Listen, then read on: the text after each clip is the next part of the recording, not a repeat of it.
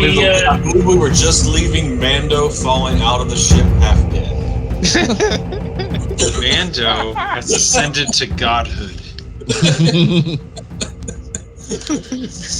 Mando is now a sentient AI who has merged with His name the is ship. Jarvis now. Master Chief and Cortana. Yep. That's exactly what's happened. So I was asking, what were we doing? I know we were headed back to town, but like, how were we going about it? And then Greg's move is full regalia parade, Thanksgiving Day parade, just Just drop down in the middle. full buzz. Well, Yep. Cal's never Full- been to this full area, buzz. so he's just like along for the ride. Oh yeah, Cal's never been in town. Well, Mando would take a different approach, but I'm also up for theatrics if we want theatrics.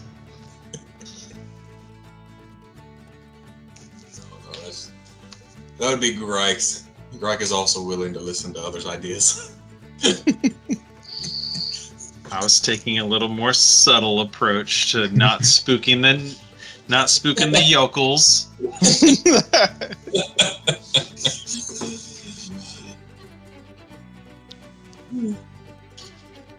But I also Suggestion. Oh Yeah. god.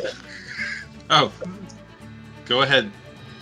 Whenever we approach a settlement, I can go into stealth mode and disappear. They will not be able to see us. However, I cannot do anything about the noise caused from the wings of the airship, or the ship. Well, isn't this ship just full of surprises? Yes. You have no idea. Really terrify the locals. Step out of an invisible, loud pocket of space. Out of nowhere. They'll just think it was magic. How long can you stay invisible? Can the ship stay invisible? As long as I want. Okay. Okay.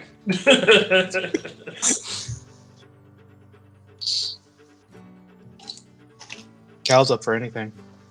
It is a fine ship. So obviously that means we don't hide it.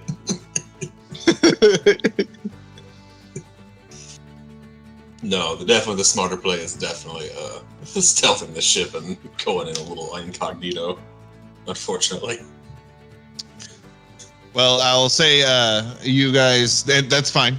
Before we get there, though, kind of similar to when the hags shot you guys from below. You guys are conversing just like this. Like literally, we'll just those were your characters speaking about how to approach, and time's not flying, but you're making good time. As you're about ready to go into stealth mode or ask 7 of 11 to do that, you're clearing the forest. Actually, you would be traveling, I guess, on the forest's edge if we're heading south from Dragonbarrow. That would make sense. So as you are as the forest, Neverwinter Woods, starts to fade from the port side view,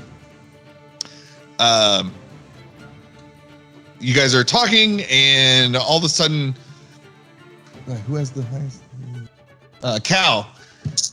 You weren't really chiming in much. You were kind of letting the others talk about how they wanted to approach.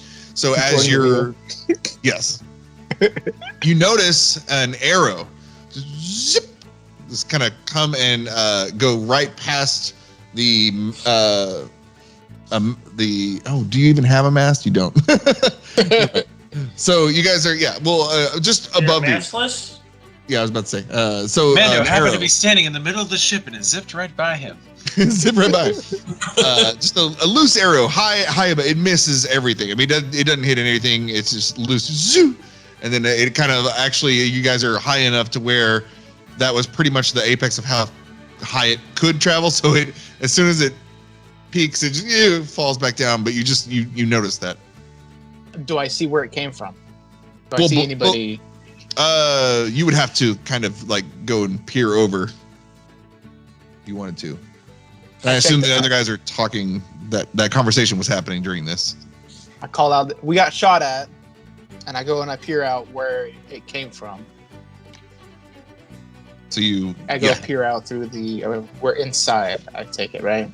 Just go through the mirror, the window, and this is correct, man. The trebuchet. Yep. Shot at. Play on the top. Battle stations. Right. Murder! You just hear, Barbecue! They did not Yeah. shoot! This puppy bar ride. you hear annoying sounds and red light. So you look over Cal, and you guys are the Neverweakened is traveling at about 60 feet in the air, not too high, but and buzzing along, and you are able to see what looks to be a group of people below you, 60 feet. So you can see that, two of them seem to be heavily armored, and two have bows. And just as you're like studying this, you see another arrow drawn and shooting up at you. But again, shoo! Just like this one's even like it's not even close. It's kind of whiffs. These keep whiffing. Don't worry, guys. They can't hit us. Oh, we're gonna hit them. Give me a head, Cal. Where are they? I'm moving the trebuchet. Do they look that's hostile? my job. Are they hostile looking, or? Well, they're tell them attacking you. Well, Yeah, Okay, they don't know what we but- are. They probably think we're some creature that's Probably. flying in the sky. do they look like bad guys? So, I was about to say. they look evil? Roll for insight. Roll for insight. Yeah, Okay. I'll do that. all right, I'll roll. There we go. I should probably be in game. Yes. Cal, you guys are close enough to where the buzzing sound is preventing you from hearing what they're saying, but you can tell they're yelling commands. There seems to be one kind of leading the others, the tallest of the group, wearing white and heavy armor with a long sword, fair hair, and he seems to be kind of shouting and holding his sword, pointing up at the Neverweakened, and kind of directing the others to fire. And as he's doing that, but Cal, you don't see, like, Cal's a man of God. These do not appear to be evil necessarily. They are attacking you though, these people. And it also appears to be so there's a group of 5 people, and that's all I'll say for now. So there's 5 people, and they're firing at us, but they don't seem like they're horrible people. I'll just say they don't shooting. look like anything that you've encountered so far that has been evil. They look like more like you guys, like kind of adventurers. So it takes Guys. 2 to man our trebuchet. So perfect. Mando and Greg can definitely fire if needed. All right. Okay. Cal wants us to sit down. Can we sit down close Shooting at by? us? I will load the trebuchet with Grike, but it will not. I will advise him not to fire unless we are further fired upon after we talk to these folk. Seems reasonable. These simple folk who do not have a flying ship. Yeah. All right. Yeah. So we all go. Whom I have previously ascended above. I used to be one of you. Literally. 1 session ago. So, as we descend, Yes. so I will ask Clayton to, or I'm sorry, I'll ask Cal. Cal? I'll ask Cal to direct us in a like down in front of the group and kind of hover there for a moment at 10 feet before setting down in a very passive way. And from the butt of it emerge out in my most I'll roll performance if I have to, but in my most regal way, I suppose. Hail, peasants! And you hear, "Kill the dragon!" Wait! And then you'll see what's clearly a druid step forward. This guy's got like dreadlocks and mud and some leaves in him. And he steps forth, and it's such a glorious, victorious pose. And he's gonna cast what was it? Oh shit! Gonna cast one of the shittier ones, the growing vines, not spike growth, but the lame one, entangle. So he cast with all his might, and he like really nails it. The performance. He goes in, slams down his staff, and you can see the grass roots come up around his fingers and entangle him, and then entangle, and like he calls forth, and at the foot of one of the Neverweakend's 6 legs, some like little grassy vines come up and try to like barely snare the toe of this thing, and you can tell like it's not like he could just shake this off. Like if you guys wanted to take off right now, you could. I go, oh, simpletons! So mistaken are you. This is no dragon. The dragon's ass speaks! Everyone on guard. The leader seems to have... And I'm in full armor, and like I'm all shiny, and I'm like, you're shitting me, right?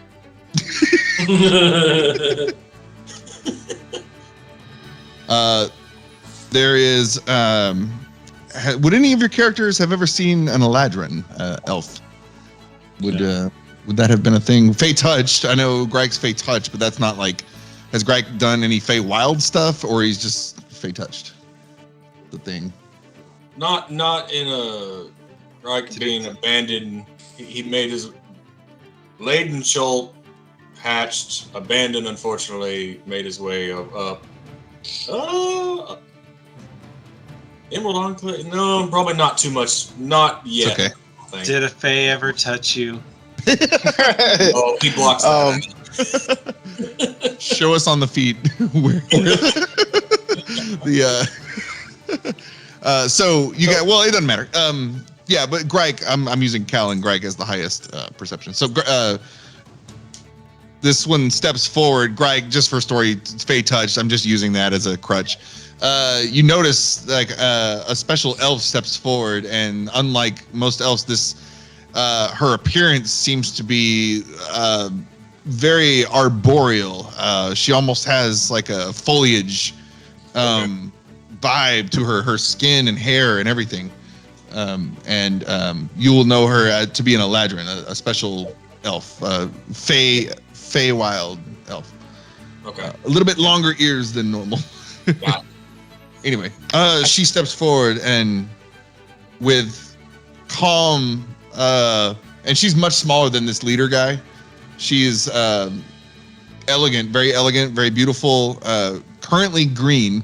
All her leaves and skin is green right now, wearing leather armor, basic weapons, wooden staff. She steps forward, easily half the size of this armored leader guy with the long sword.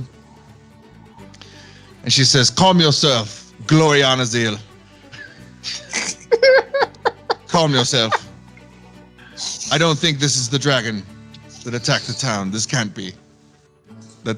That's a metal man coming out of the ass."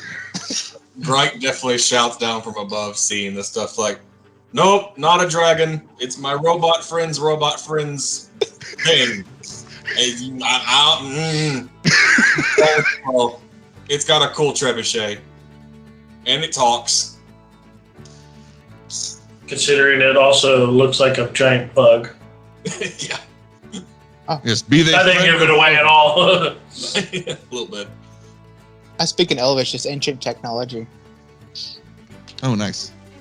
So Cal Ancient technology. says that in Elvish, ancient technology, she will step ahead and kind of step in front of the leader guy. The leader guy. See, Leader guy number 1, please step up. stay your weapon, Gloreanaziel. These are not our enemies. And this is no dragon. And she'll come up to you guys. Who's I guess Mando's in the closest one? I have presented myself the most, I'd say. Yeah, I'm right beside because we were positioning ourselves. So We're like still on top of the ship, like next to ready. Nice. Yeah, just Greg is ready to fire. Well, I see, Reloaded. if you guys are landed, then the audio is not a problem. So, like, if you guys are on the ground and like not buzzing, as long as you're within normal like hearing range, everything's fine. So, yeah, you can I be on jumped any- off the butt and definitely landed in a 3-point stance and kind of lifted my head up like this. Hello, my name is Ielenia. We are the Righteous Hand. We are known as the Righteous Hand. We are an adventuring party. We were looking for work. We came to Phandalin. You must be the Bizness Boyz. How do you know we're not the Storm Force 5? Well, there's Direct 4 of you. 5. There's 4 of you. Also, the Stormforce 5 are mighty. Excuse me. We have a flying ship. This is We are a mighty. spectacle to behold, indeed. As opposed to Ah. any other kind of shit. They're not that mighty. We all got our butts kicked by the same dragon. The large man behind them sheathes his sword and steps forward. So these are the ones who are taking all the jobs. And he like is gonna glare at you guys, and he like jokingly reaches for his coin purse and like he like beats it on his side and flat. It's empty. Well, I'll walk over to him and I'll kind of give him one of the. Well, there is one job that we could part with. Up to the north, at Butterskull Ranch, we hear there's some orcs up there. No. Yes. I was like, what is he doing? Like charismatic little halfling. Damn it. And we have we've had several encounters with these orcs, and they're not gone. So if you hear back in Phandalin of such a party, I would warn others not to go there. They Unless you want are to die. Yes, they are growing in number, but we have them where we want them. They are at bay. Now, if you're looking for work in the woods, there is a loggers camp that needs a shipment of wood. In Butterskull Ranch is a cart with said wood. Oh yeah. I forgot we looked at there. Butterskull Ranch. Now, this is where these orcs are, correct? Yes. But they're If you go there bearing this symbol, and I pull out one of my little wafers with the hologram on it that shows our troop. If you go bearing this symbol, you will not be harmed.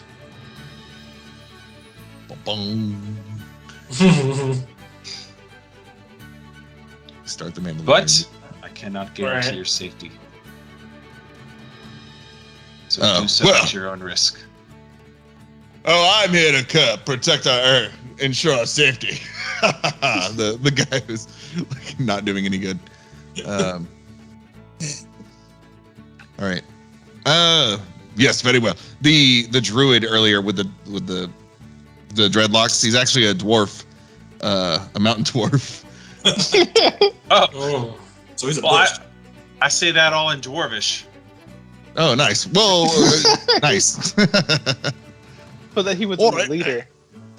He steps up to you, and I guess to me, he steps up to you like, all right.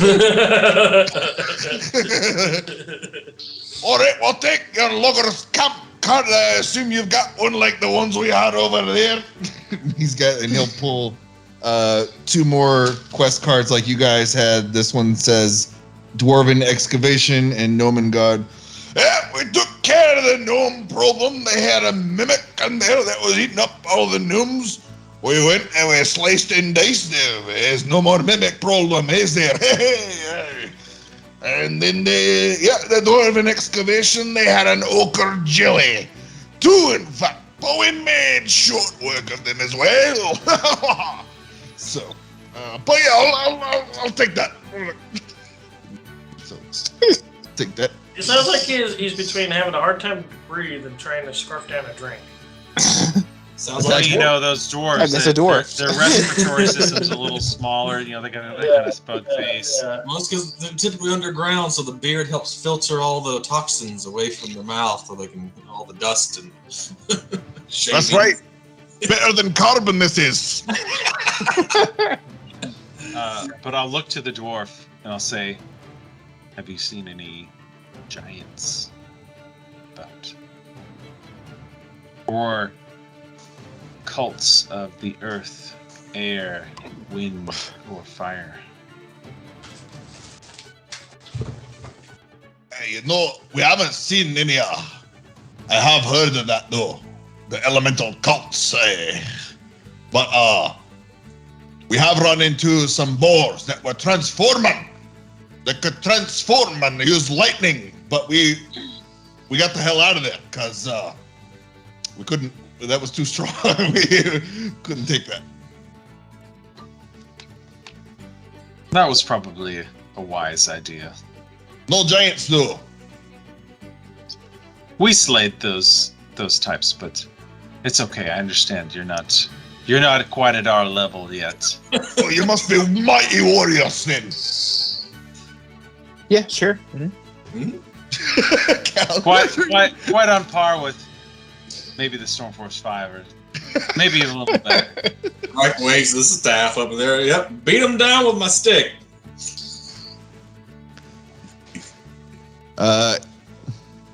Ielenia steps forward again to.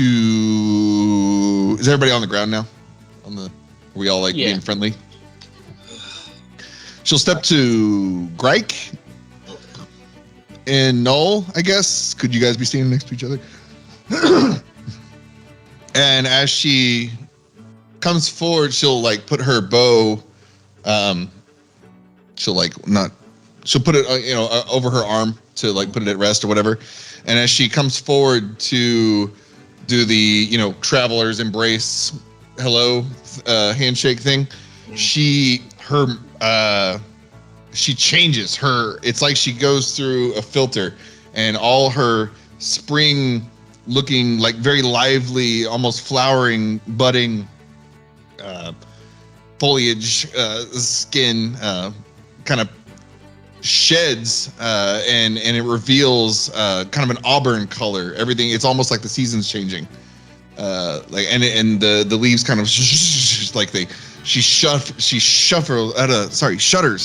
and the leaves just shake off, and as she finishes her coming in, she looks she looks the same, like a completely different appearance though as she comes in. Travelers, and she'll do the welcome thing. And she's drawn to you guys because she is also a druid. I mean, there appear to be 2 druids in this party, and she's actually druid ranger. And then there has been a silent elf this whole time, a drow, who's not been. He was one of the bow people, but he's not spoken. And also a half-orc female, Knljnka, but she has not spoken either. So yeah, 2 people are not. And then Gloreanaziel, obviously, like Aasimar, he has almost angelic appearance, extremely good looking, and it's like for everybody who doesn't like. No, sorry, this is my character from Clayton's campaign, basically reskinned. But I'm just bringing him in at level 1. Okay, so all right. Well, oh, right. There was supposed to be more serious news. The cleric got a mimic and 2 ochre jellies at level 1. Perhaps you are more formidable than I thought. We have we did, but we wouldn't have been able to do it without Knljnka. She's our priest. And yeah, at that point, Knljnka steps forward, and I said Gloreanaziel was the tallest member, but that was just because Knljnka has this weird aura about her where she can seem to shrink. Bless you. And Knljnka says bless you. It means more coming from her. Yes. She steps forward for the first time and she's speaking, and almost it's like she comes out of her shell, almost like she uncurls, and she is easily a foot taller than Gloreanaziel, and she's half orc. Greg immediately pays more attention. Greg likes the big women. Oh yeah. She, classic, takes the hood off, and she, and she will say, I only serve my God. I go to where he tells me. And we with the righteous hand, this is who I am meant to be guarding. Yes, it was he who saw us through victory, or to victory, in these against this mimic and Okajin. Which god are you referring to? Oh, damn it! There are so many.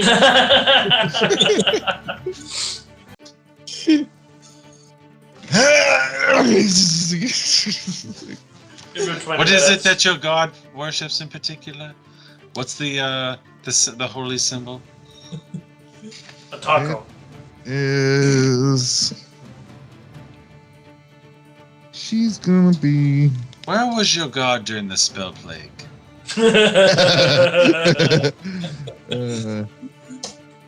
Ilmater. We'll do Ilmater. Ilmater. How do we say it? Mater from Cars? Ilmater. Ilmater. Tomater, yeah. God of endurance. Ilmater. God of reproduction. Oh God. And it is, her symbol looks like 2 hands. Kind of doing this. Like, no. No. It's an eagle, Dad. My God is the God of suffering, martyrdom, and perseverance, renowned for his compassion and endurance. And it is these attributes that I wish to embody and personify. So she looks very clean. Her priestly gowns, you can tell she's got a lot of knickknacks. A censer, like a little smoke ball. Yeah, it's not on, but she has. But anyway, these guys look. But yeah, Cal. Originally, your senses were correct. Now, officially, now that you've had time to interact, definitely no bad vibes from these guys. They were just you guys look scary coming up like that. And they decided to attack it. And then scary. Okay. Knljnka, sorry, I keep forgetting to say the important thing. Knljnka, we were attacking I'm sorry for attacking your ship. We didn't realize. We have just come from Phandalin, and it's been attacked by a dragon. I don't know if you lot were. I mean, I'm sure you were aware of the dragon in the area. And Yes. We have had a run-in. Yeah, we've encountered this dragon before. we missed that we were on. We were at Nomengard, taking care of the mimic situation with King Furbolgs, and when this happened, so we were not able to defend. But definitely, if you are headed back into town, please see Lady Dara. Yes, Lady Dara. She'll be expecting you, or at least she needs your help. She is the new leader of the town? Yes, the Lady Protector. Official title. We will see her. Where do you go? Where were you headed before we had given you a new quest? We heard rumors of the orcs that you mentioned, and we were trying to find someone who knew more about a location hidden in the woods. There was a famous hunter who has a lodge deep within the woods that many socialites or wealthy people will use to, if they go out and hunt wild game, dangerous species, they will use his lodge as a kind of a home base when they're out on excursion. But this person Falcon is supposed to have. Yeah, with that, we were looking for information on Falcon, trying to find his lodge. He is an expert hunter in this wood, and we were told that if we could get his he could help us in this situation with the orcs. Well, I doubt that his assistance will change anything with the orc situation now. But you're welcome to seek him out all the same. The orcs are under our protection. Oh. And then, if you guys want to explain, like, I don't there's think like two factions of orcs at play. Yes.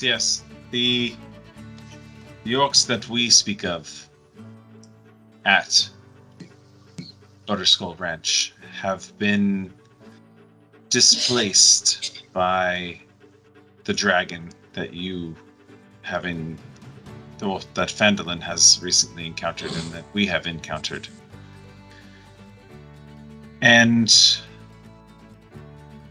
it may seem contradictory to your experience of orcs, but there are two factions of them that are at play here right now. There are the Icespire Orcs, which reside at Butterskull Ranch, and which we have allied with. And then there are orcs who have aligned with the chaos god of Talos, who the boars that you have encountered with earlier were likely those same Talos worshipping orcs, the Anchorites, as they're called. At the mention of Talos, Knljnka reaches for her holy symbol, and she's gonna like clutch it like a rosary, and not out loud, but kind of almost start murmuring prayers to herself. Gather experience, gather items, make yourself ready for war. For Talos has brought it to you, and you must be prepared. Oh, fuck yeah. Good line. Knljnka, saying her prayers, she like seems to finish, releases her clutch, and steps forward. She's like she's particularly moved by the, I guess, orc sympathy, since she herself being half orc, in the situation, and she was like, she'll say she'll bless you, not like with the spell, but say, Thank you for your assistance and your guidance. You are adventurers of a high caliber, and we look up to you. Hopefully, we can help the people as much as you have someday. But yes, thank you for this knowledge. We will take it. If you do happen upon this hunter in the woods, speak with him and see if he can be swayed to our cause. Indeed, this new information we will have to spread. Everyone we meet. Until you said something, we were going to kill them. So, yes, you would certainly try. They are well trained. Well, they're and numerous and well armed. Metagaming though, so those were only those orcs. Like there's several pockets of the same tribe, but they don't know about Butterskull quite yet. Right. We told the Butterskull Orcs to fan out and multiply. Yeah. Yeah. Tribesmen. Call upon your tribesmen. Yeah, call your banners. Yeah, we will make this place safe for you. That's what we were basically saying for Butterskull Ranch. Well, okay, let's think. So, what did we say? A month? I think that's before Mando hopped on. We were saying we're not going to do a huge time hop like we've been playing in real time. Well, I mean, since we left there, it's been like 4 days. Yeah, no, this is ridiculous how fast it's happened. Technically. Yeah. But let's call it more like 2 weeks probably since Butterskull Ranch. So in that time on foot, that's fine. We can let it. And really, that story doesn't really leave our little Phandalin map here, so it doesn't really. Yeah, I mean, we definitely need to go talk to Phandalin and say that's not, that's now off limits. Yeah. Okay. Or talk to Lady Dara, or whatever her name is. Yeah. That's another group of things that are going to help stop this dragon problem. Did we not inform my girlfriend, the dragon, that was the case when we were up at the Shrine of Savras? Like, she could have come back to Phandalin by then and informed them. I swear we talked to her about that. I'm pretty sure.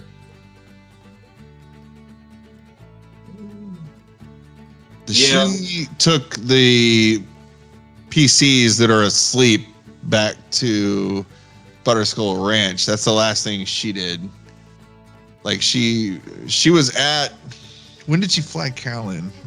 She flew Callan to us at the Shrine of Savras. We interacted for a session, and then requested that she transport people to Butterskull Ranch, and then that she would be on her way after that amongst her own desires. She resides in Phandalin, as far as I understand. Yeah. So she would have gone back there and potentially spread the news. Well, she does, but Neverweakened is not a public figure. You guys know her better than anyone does at this point. She is. Yeah. My girl, she's pretty tight-lipped, I guess.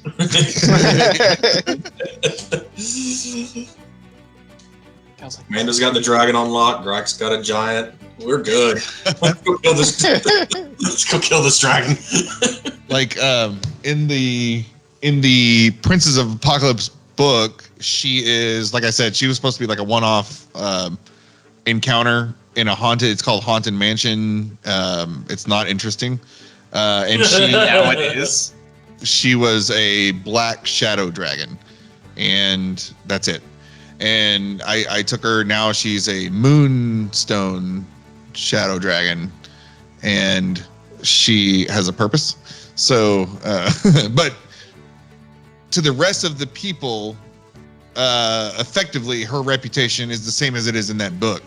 She's like just very scary. Do not go to that house. You go to that house, you die. It's just, she likes her reputation. She likes the way she is perceived because, well, I won't say anything, but she's a little shy. A little sketchy past. Yeah, makes sense. Ooh, dang that! Now I have to think of it. By the time we get back, I should have a gift for her. Some cultist bodies. Yeah. Well, Greg's looking for the I have that head of the Greg's looking for the head of the husband. Oh no, I have a head of a griffin. Oh yeah, you do. But it's probably getting a little nasty at this point. Yeah. Flies. Just a couple. Um, All right. Yes. Well, the group will, bid you farewell. Do you guys want to? I guess you have a lot of magic items now. So that was my last slot of magical tinkering to give to them. Oh, okay. To show who we are. So now the next time I do it, the giantess, the storm giant queen, who I gave our likeness to, if I do it again, she'll lose hers. Oh, it disappears. So I need to not give out any more of this.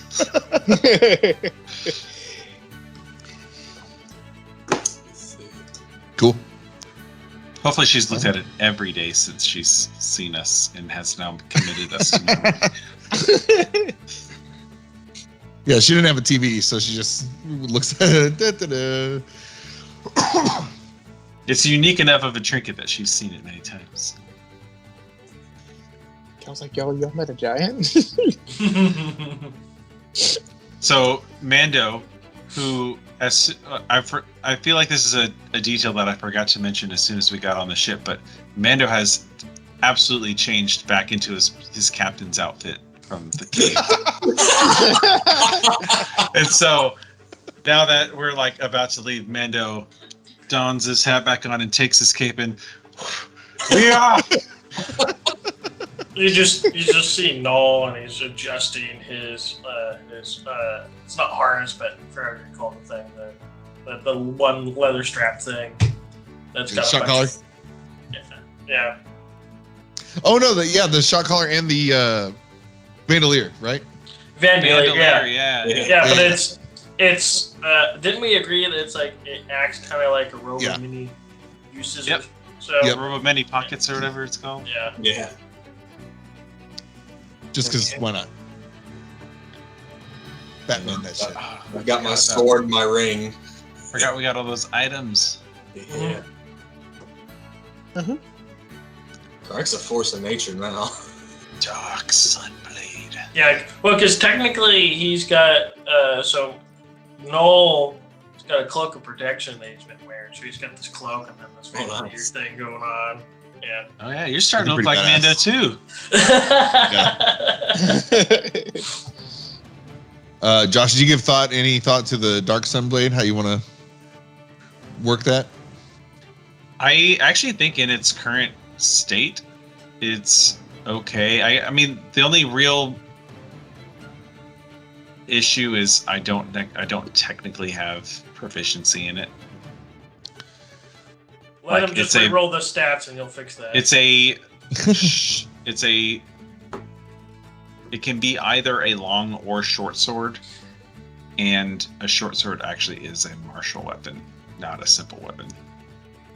So I don't have proficiency in it.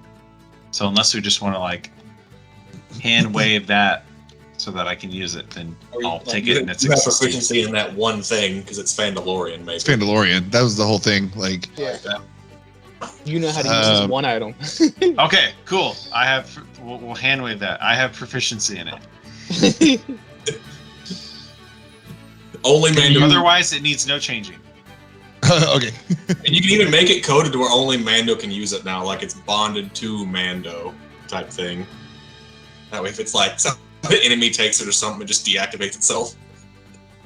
I like that, and I don't. That's fine. Let me see this. Let me pull that up again. Make sure it's not.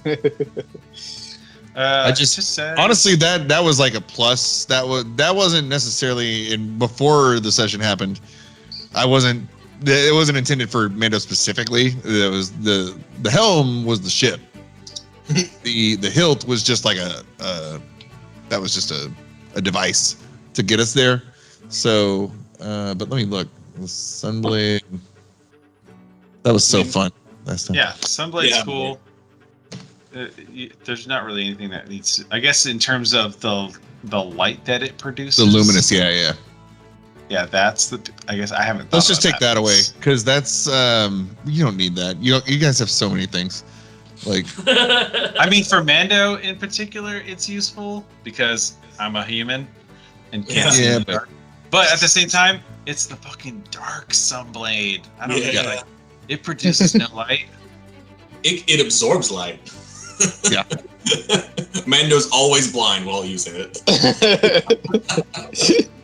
Yeah, I watched season 2, episode 1 of Mandalorian earlier today, and it starts with the recap, and it's Moff Gideon carving himself out of the ship, the crash ship. I'm like, oh, dude, yes, so cool. Yep. Okay, so we'll take away the light. Cool. So I'll it's give him exactly the Dark Sunblade from yeah, cool, sweet. Anybody else? You guys have cool shit? Everybody got cool shit? So it says the weapon damage is radiant damage. Should that be necrotic instead? I think necrotic's cooler. It sucks the life, or it could be what about force? Force damage. Force damage. That's in alignment with my force ballista. Yeah. So I'm cool with that too. Instead of force out, it's like a crushing force, like a pulling force. Like a gravity. Yeah. Graviturgy. This also fits in 7. Like this is 7 of 11. Yeah. Yeah. Okay. Sweet. Cool. Do you have to do anything special in D&D Beyond to make that happen, or does it just work? I will make edits, so Okay. I'll figure it out. All right. Okay. As the hero, the lesser heroes, the righteous hand bid you farewell. The Neverweakened starts to ascend yet again. What we got? No, gnomes. If it works, it's not stupid. In the chat, Nelson. Oh yeah, I saw that. Instead of gnomes, it's Grike getting long. If you don't think that the first thing Grike's doing when we encounter a dragon from the ship is jumping off the ship to grapple the dragon to the ground.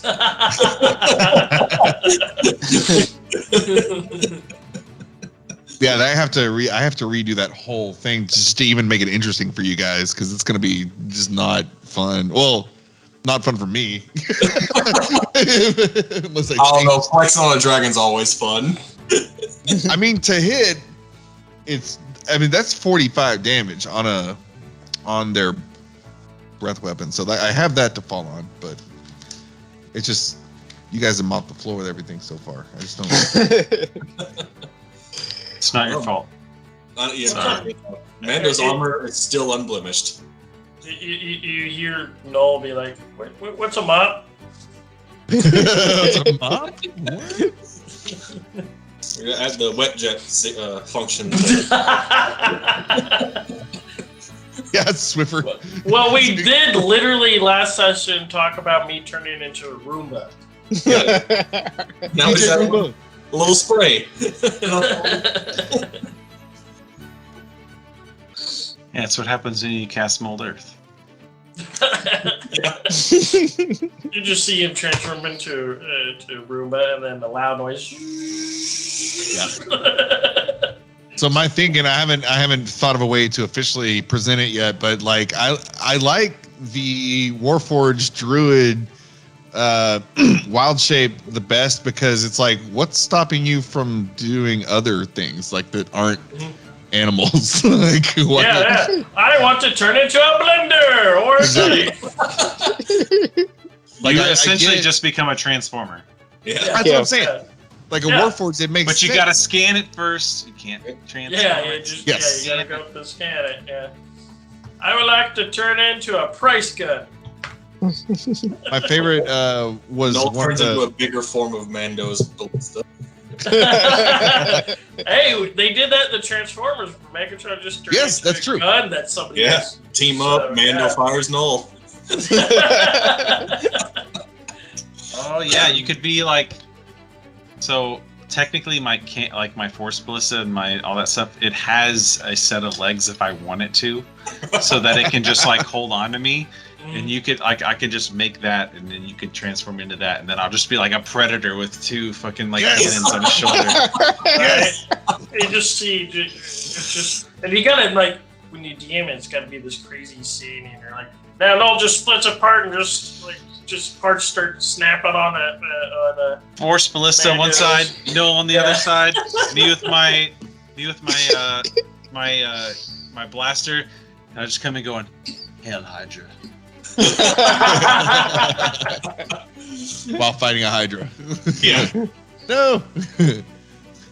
Then cut scene to Grike beating the shit out of something bloody as hell. Mando runs 30 feet, shoots. Run 30 feet, shoots.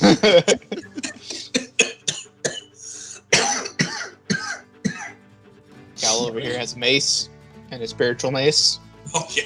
Yeah. And now I can summon a fire element. Oh yeah. Oh yeah, the brazier of fire Yeah. elemental commanding or something. Yeah. Yeah, because you're commanding fire elementals. The Cal Once per day. spiritual weapon. 1D&D. I watched the update today. Now it is a concentration spell. Is it? Oh. I've heard things like they changed the cleric around and stuff. It's not bad. It's not worse. It's about the same. It's still good. They've released the life cleric subclass so far, and I heard every domains and subclasses are moving to level 3, all of them. So to discourage like one level dips and two like Yeah. hexblade and stuff, all that, and every class is now going to be at level 3. That's That's when they allegedly. get their cool shit? Okay. Yeah. I've heard that Pathfinder is really good for like character customization. Like, Yes. if you actually want to like build Yes. a specific type of character. Like, so I guess I watched the video. It was like, oh, in 5th edition, I build a fighter, and it's like, okay, at first level, I can swing my mace. And then, like, in Pathfinder, it's like, oh, I want to build a fighter. And then it goes into, like, well, do I want to be a dexterity-based fighter? Or do I want to be, like, a Yeah. and then do I want to have this fighting style or this fight? Like, there's, like, so many paths that you can take in Pathfinder versus 5th edition. That's where I got my start, was Pathfinder, and it is... The problem is it's really intimidating for newer players, because when you're making your thing, you're like, okay, so I'm level 2. Well, how many feats do you have? Well, based on the thing I did, all right, I have 17 full feats and 4 half feats, and I have a decision process of, oh, there's 14,000 feet to choose from. Okay. Yeah. We're gonna be here a while. Let me think Perfect. about what I'm doing. It allows for perfect. And the cool thing about Pathfinder is there is nothing left to the DM when it comes to mechanics or rulings. It has a rule and a mechanic for every eventuality, which is pretty nice, but it's a lot of minutia to go through. Yeah. Also free. I think I could jump into it now easier. I think coming into it cold, never. I would never Yeah. have started playing it. Now It's it's like you interesting move to me. from Now I D&D. would like to. But You go from 5th edition to Pathfinder. Like, that's the Right. progression. Yeah. this is the gateway. Yeah. Gateway. Yeah. I mean, it is. I mean, I wouldn't be. This wouldn't be a thing if 5th edition wasn't so accessible. Like, and Josh hadn't been like, "Hey, we want to do this." Hey, you want to go play a druid for a year and a half who sucks at nature stuff? Like, yeah. Those are the best. Okay. Oh, so yes, Neverweakened. So here we are. Oh yes, you we're guys playing want to D&D, right? Oh yeah, D&D. That was So- the cutscene. That was us getting back on the ship. We're heading back now toward town, and indeed, in the distance, you guys, the standard brush clears, and the road below you. Now you found not the main road, not like the Tribor Trail, but you're traveling perpendicular to that. But you found like kind of like the main pathway that led from Neverwinter Wood, not like an official road, but you know, a walkway. So you guys are kind of following that. And you see the distance coming in the distance. The towns start to appear small on the horizon, and then gradually bigger. And as we're coming, how close are we getting? Yeah, I want to say far enough that they can't hear us. I think we would leave that up to 7 of 11 to determine with his sensors of, okay, set us down cloaked out of earshot of the town. Yeah, I want to Very well. that we're Honestly, that's all you had to say. Yeah, the whole time. We should be cloaked before 7 of anyone in 11. town sees us. Yeah. So this is not new. 7-Eleven has experience, but he has protocols, let's just say. Yeah. And no problem. So anytime this will be the same moving forward. So anytime we travel to a new town, since you can do that now, if you ask him, this will kind of happen the same way every time. And yes, he will use his sensors as you guys are on the approach. He will inherently always know to stop about a half mile outside of wherever your chosen destination is to land. That's about half miles. That's good. Nobody's gonna hear you, and at that distance, you don't have to go invisible. Okay. Well, I think we want to be invisible while we were away from it. Yeah. So no one just walks up on it. Yeah. Oh, sure. Yes. While the crew is out doing their thing, I will keep the ship safe. You are the crew of the Neverweakened. No one else will take this helm. You can be sure of that. I was going to say earlier, when you guys said you commandeered it, like, yes, you did, but like you wouldn't have been allowed to if it weren't you. We earned it. I go up to 7 of 11 to do the whole forearm clasp, and like my hand passes through his right through, but he does it though. Thank you, 7 of 11. We will take good care of her. Thank you. Come again.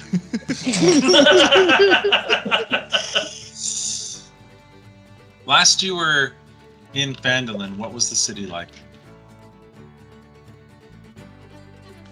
Oh man, here we go. How long ago was that? The last time I was in Phandalin was the great battle. The villagers had all come and taken their pitchforks and whatever weapons they could find to fight the enemy. There were orcs that were shape-shifting. I believe you have encountered these. There were anchorites of Talos involved, as well as evil cults, but also an unseen force that we had not anticipated. In the heat of the battle, we thought we were defending the town from just, it was similar to your problem. There was a dragon menace at the time, but we had slain this young dragon. It was a young white dragon. And then, as the cults seemed to amass their, sorry, I'm getting confused.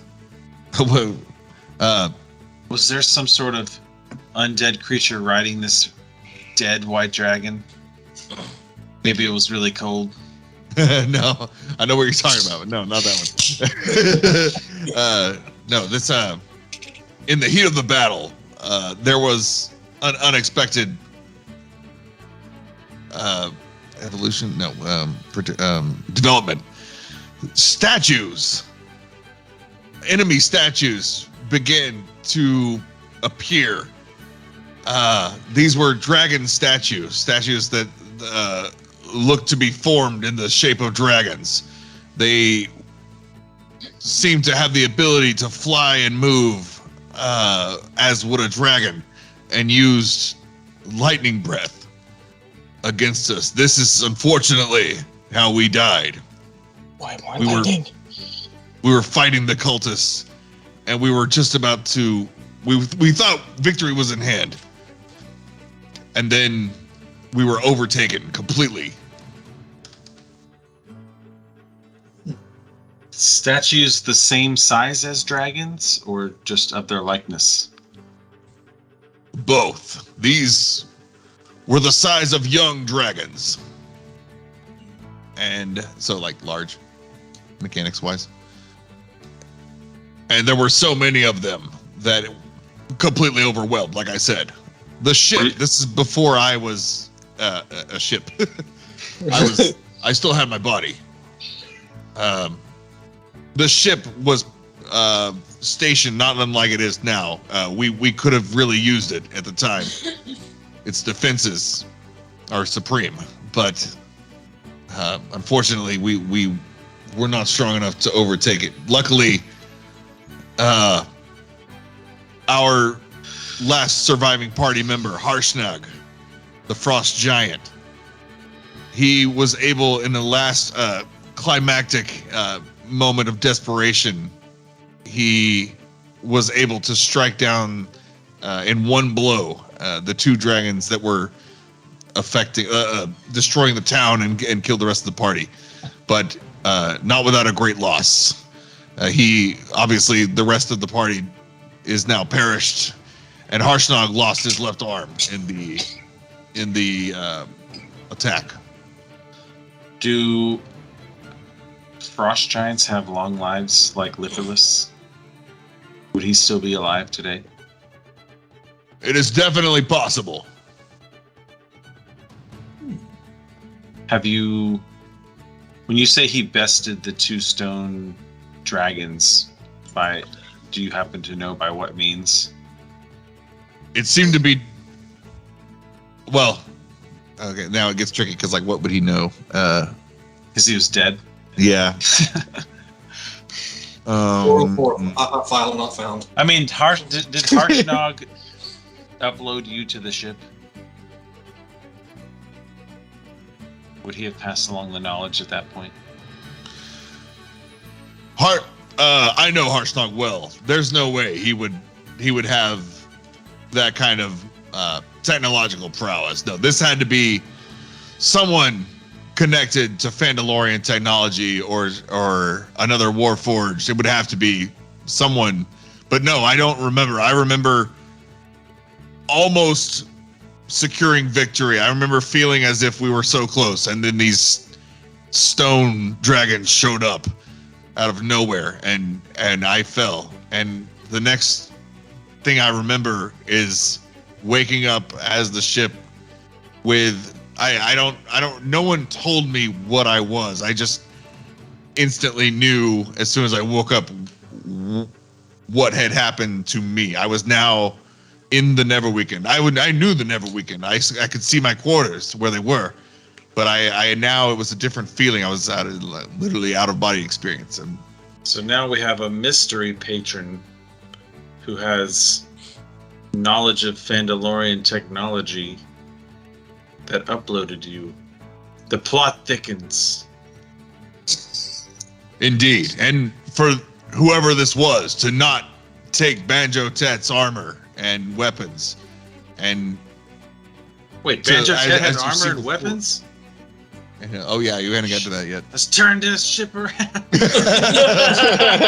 No, they're on the deck. They're with you. All the coffins. They're in the storage. that's right. Cal is just like getting a brain full. He's like, what? This is a lot. Well, I've got enough to process at the moment. I need to get more acquainted with the ship and with everything else that's happened. I'll investigate Banjo Tet's belongings at a later date. Okay. We go into town. Okay, yeah. So if we station the Neverweakened about a half mile, well obscured, behind some trees. You guys remember where it is?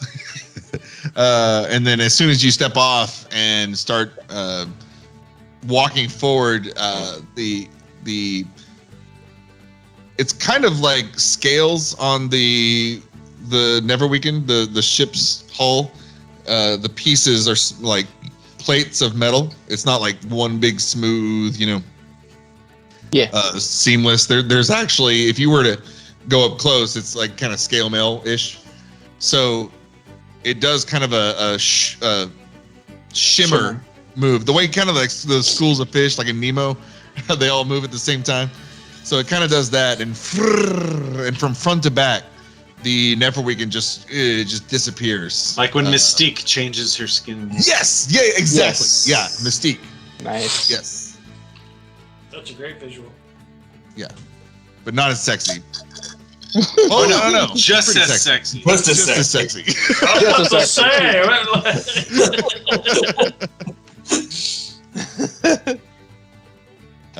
Sweet. Yeah, so No one can take their eyes away until it's done.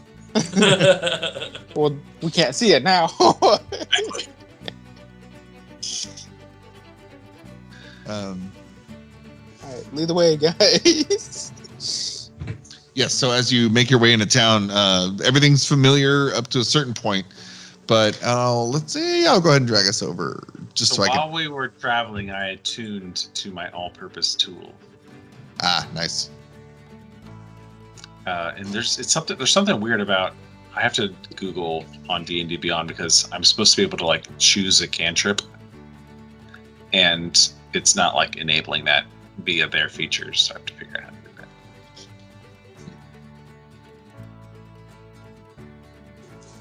do that.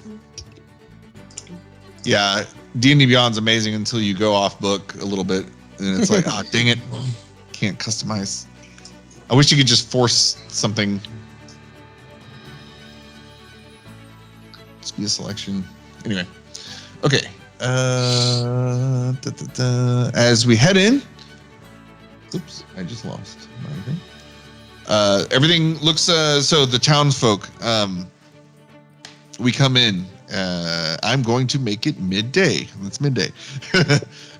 We come in and so I think last time we were in town, we talked to the believers. There was a much larger crowd than the first time when you had first arrived in town, and indeed that crowd is about the same size and very busy. People are just everyone seems to be like on the move, definitely with purpose. Clayton, I know in Icewind Dale campaign, it's very much tundra, Wild West kind of everybody's very sad and Much. kind of like the depression, but here it almost like a boom. Commerce seems to be picking up. There's merchants. There are more merchants, especially than before, because starting out mostly farm folk, vendors for sure, but not like straight up just business people. And now they're fat coin purses. There's better clothing. People walking around, and I think so a month passed. So in just a short span of a month, Lady Dara's leadership, it seems, either coincides or has led to this.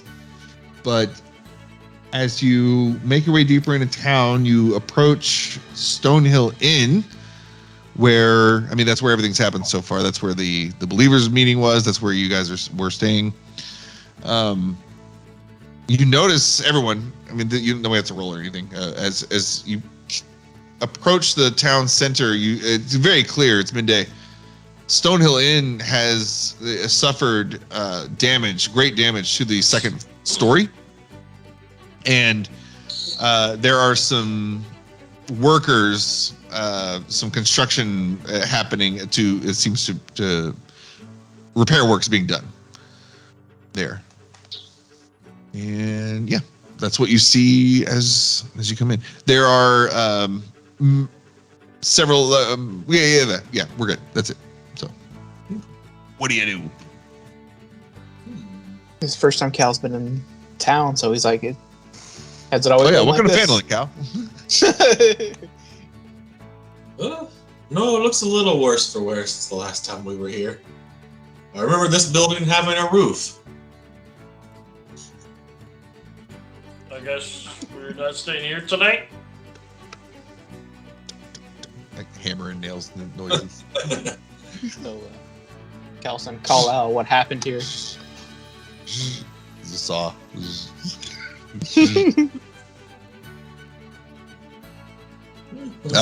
I call out to the workers what happened here. Oh, you call out. Sorry. Yeah. What?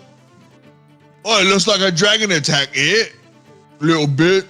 Yeah, obvious where you been. The other one kind of, these are like lowbrow, construction bros. Okay. Okay, interesting. So where were you when the dragon attack?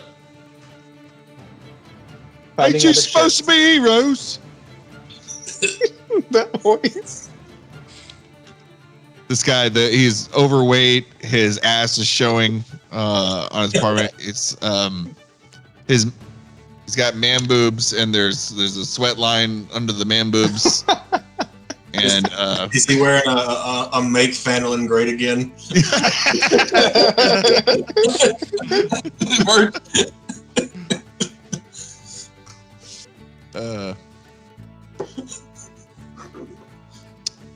Yeah. Sorry. They don't have much to say. It's a dragon attack. They don't have people to talk to. They just go back to their thing. They're hammering away. You notice Toblin, the owner, come out of the front door, and he seems to be carrying like a keg, like a beer keg, having a lot of trouble with it, shuffling out of the door.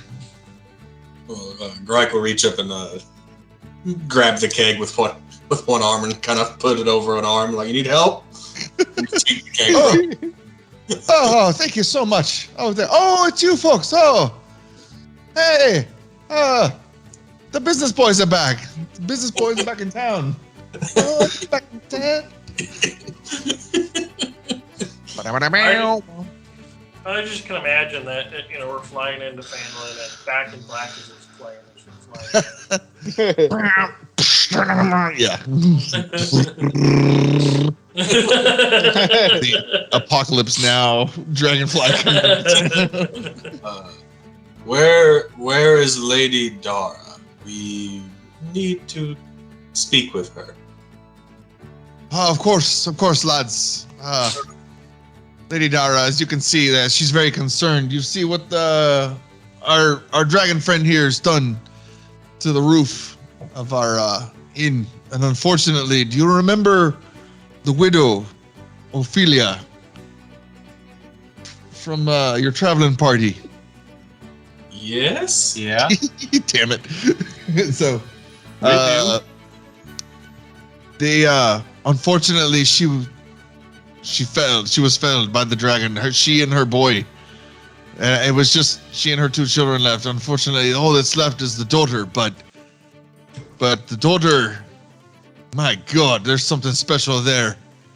I don't know if what do you know? What have you been told? What you've told us. Oh my gosh.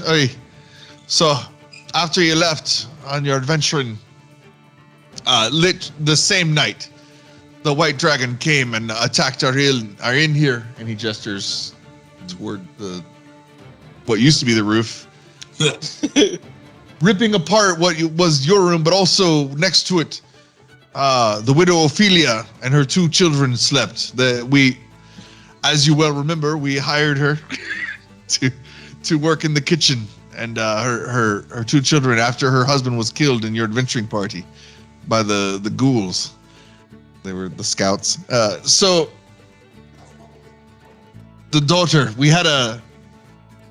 Ophelia died, and the next day we were having a funeral, and wouldn't you know it, the dragon attacked again. Coming down. But as we were all the villagers, we were standing by, and we were kind of ready. We did not expect. Everybody's out of town with proper weapons, so we had our pitchforks and our torches, but at the funeral, the dragon attacked. It came down and crashed on the pyres, making a fuss, almost like it was just trying to be mean.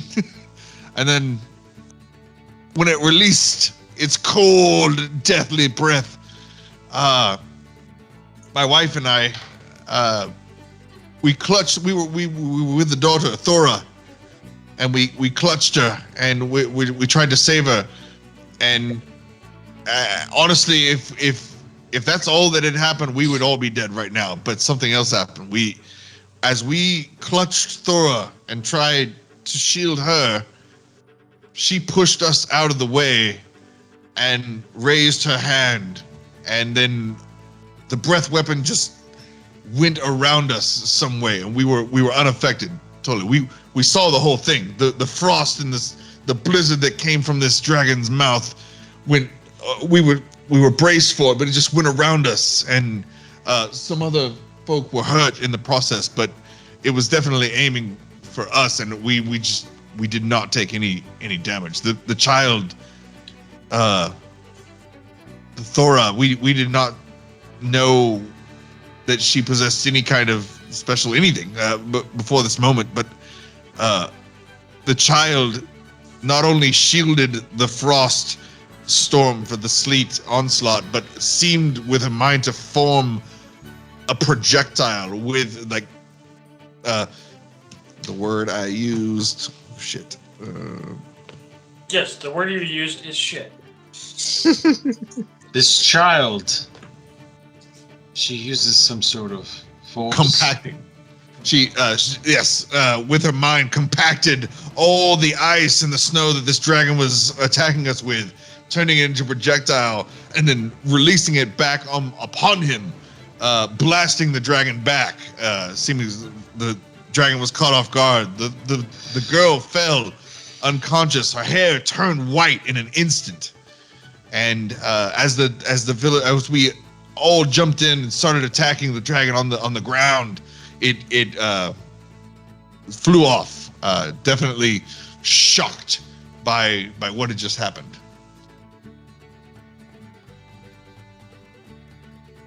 Do we need to take her to see some trolls?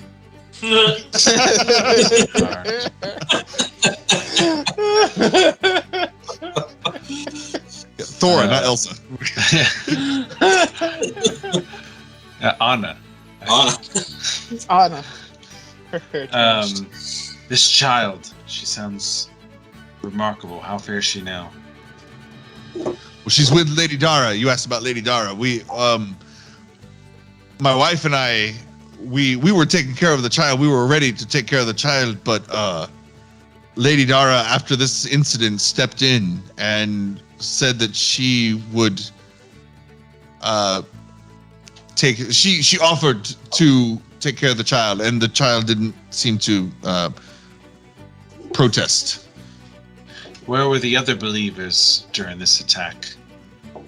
They had left that day, so the meeting that morning that you guys had all come downstairs and happened upon, that was their and then you left. They continued their discussion throughout the day, but all departed before sundown, just before the attack. The attack was that night, in the middle of the night. Everyone was asleep. And we stay open pretty late. So Ophelia, kitchen open till midnight.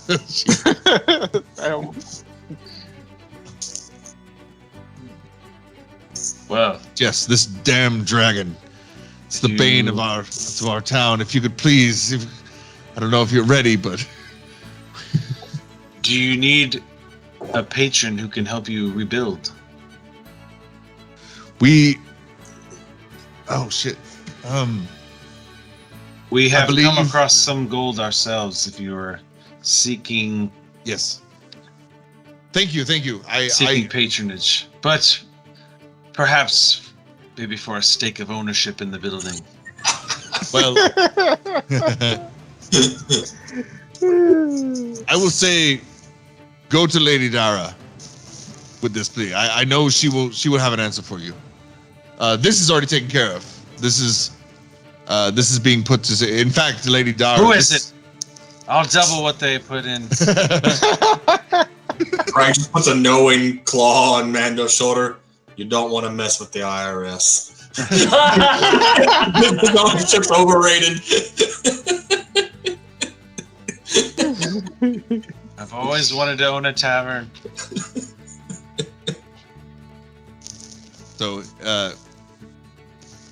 yeah, he'll basically just direct you to Lady Dara. Okay. I kind of turn and mumble in her bit. I'll buy this town.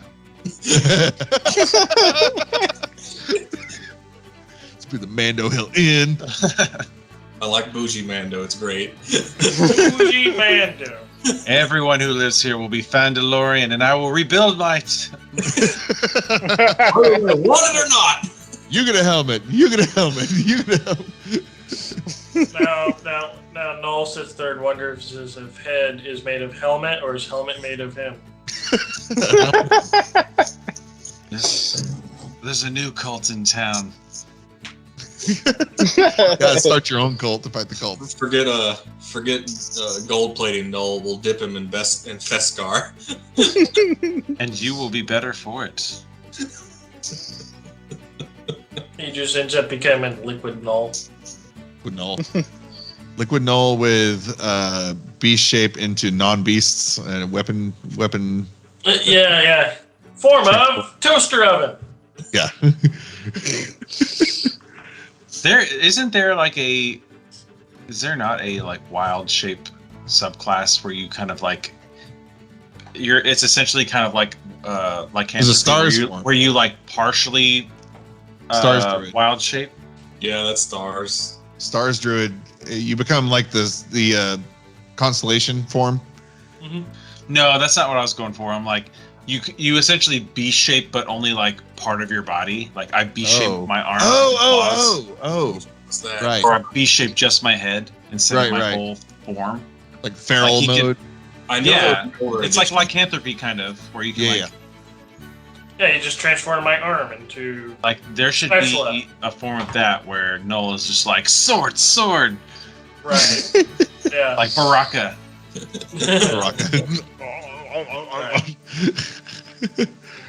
Without the jacked up teeth. Or with the jacked up teeth. Ooh. Just that's scary. I mean... Implant them. He doesn't need So with the shock collar, I imagined it like any mucous membrane would be lightning damage, and any just force would be bludgeoning. I'm sorry, thunder damage. But and then we started doing just a scimitar and a flame blade. I'm like, well, neither of those is a mucous membrane. So how are we gonna? Like, right. Yeah. We'll just throw it in there. So it's been fun so far. So yeah, I'll take a look and see what that subclass is. do that. I want to like, yeah. Well, I don't. Yeah. I'll just There's say no reason I am flame open. blade can't be flavored to be like Exactly. electricity blade or something. Mm-hmm. Exactly. Like, yeah. I'll be right back. Doesn't have to be flame. Right. Yeah. Like, I want to really lean into y'all's individual characters and then start fashioning the story. Well, not the story, but like the elements into it. Obviously, we're already doing that. And obviously, we're heavily in the Fandalorian Warforged chapter right now. But Greg, you're not forgotten. Greg's having fun with his robot buddies. He's not ready. We will enable you. You will get what you need. He needs time to be able to process his traumas. I think I got everything. We did have a little dip into the druidy stuff prior to this. Mm-hmm. Oh, that's true. Emerald Enclave. Yeah, you guys are tight with Emerald Enclave for sure, and Lord's Alliance right now. What we really need is some cow background. Yeah. So, I don't have for Cal's personal background, I don't have anything planned, but like your groups, that last you left off, Ilpa was the bad guy there, and he just wiped out your whole party. Yep. So we haven't touched on that again. Okay. Cal has a little bit of memory loss because he was like on the verge of death right there. Couple times. Oh, I'm just talking about that battle, but yeah, a couple times. Cal's twitching every time he hears lightning now. Just, where's that at? Stay away. At the end of the campaign, I'll make a montage of Aaron saying, "Okay, how much damage? Okay, I'm down." What was that? No, I'm down. Yeah, I'm down. Okay, well, fucking down. Jesus Christ! Like, again.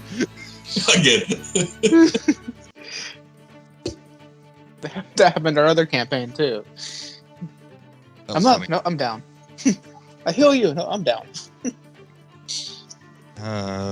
Okay, so you guys headed to Lady Dara, yes. Right?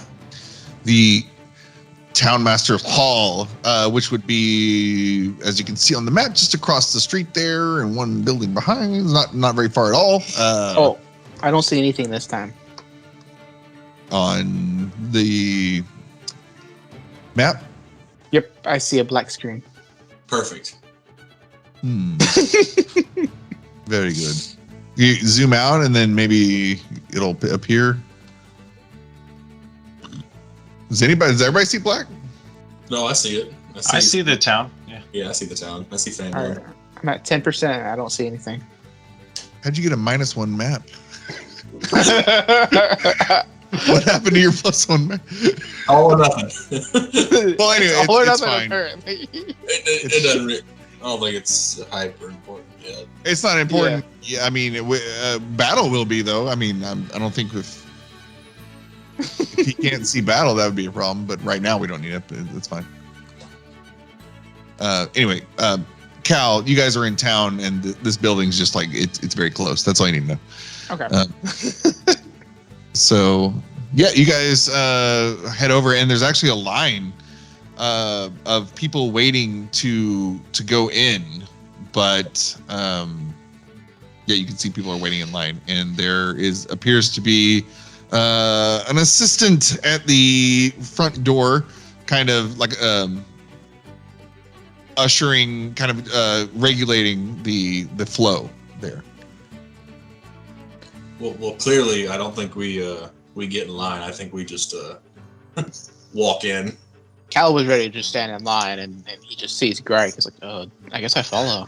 Cal is at the front of the group and stops at the back of the line, and we all just keep on. Yeah, just keep walking. No.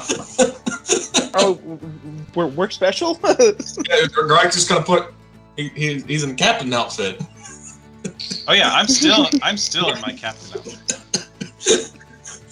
As you pass the villagers, some are just villagers, and some are, like I said earlier, it's kind of the same mix. There'll be one man who's like clearly a farmer, and he's there uncomfortably on business to seek something. And then the next guy in line, a merchant, clearly taking notes. He's got a lot of scrolls on him. He's got an assistant who's he's like furiously dictating plans to, and this assistant is like juggling scrolls and parchment and trying to keep up with everything. And the guy who's dictating will keep jumping topics, and it's like, God damn it! Like, I gotta get a new scroll. You just like, we're back on this again. So having a trouble getting. But and as you make your way to the front of the line, a couple of groans from the line. Oh, like, you know, cutters, but nobody. Cal's like, sorry. So sorry. I'm so sorry. Yeah, you got Torn me with you. So sorry. Ensemble Mandalorian, you've got the Warforged, and you've got a turtle just ignoring everyone walking past. And you've got the human. So sorry. Sorry. Yeah, there's groans, but nobody's confident or cocky enough to actually like protest because like you just said, you guys are pretty formidable walking out. Plus everybody's got like a +1 or +2 something now, so everybody's nice and shiny. scary looking. I Yeah, have so a wand of wonder. I know, Jesus. That's gonna bite me in the ass because I'm not gonna remember that, and then you're just gonna pull I'm something. just gonna whip it out one day. Wingardium Leviosa! Boom! It's Leviosa. It's like, I guess I'll do disintegrate. I'm like, wait, what? Shit. No. So yes, as you make your way to the front of the line, the we'll call her the bouncer type person. I don't know if like a cleric, but not like a priest cleric, like a like a clergyman. clergy. Yeah, Clergy. well, that still sounds whatever. Government. So, me. yeah, I say, hello there. There seems to be a line here. These folk have clearly formed one. Why are you ignoring it? I told you. Oh, We you need you to still, see Lady Dara. yeah. Are you on the list? And she's got a parchment here. Unless he's moving in front of Grike to stop him, I feel like Grike's just gonna like walk right by.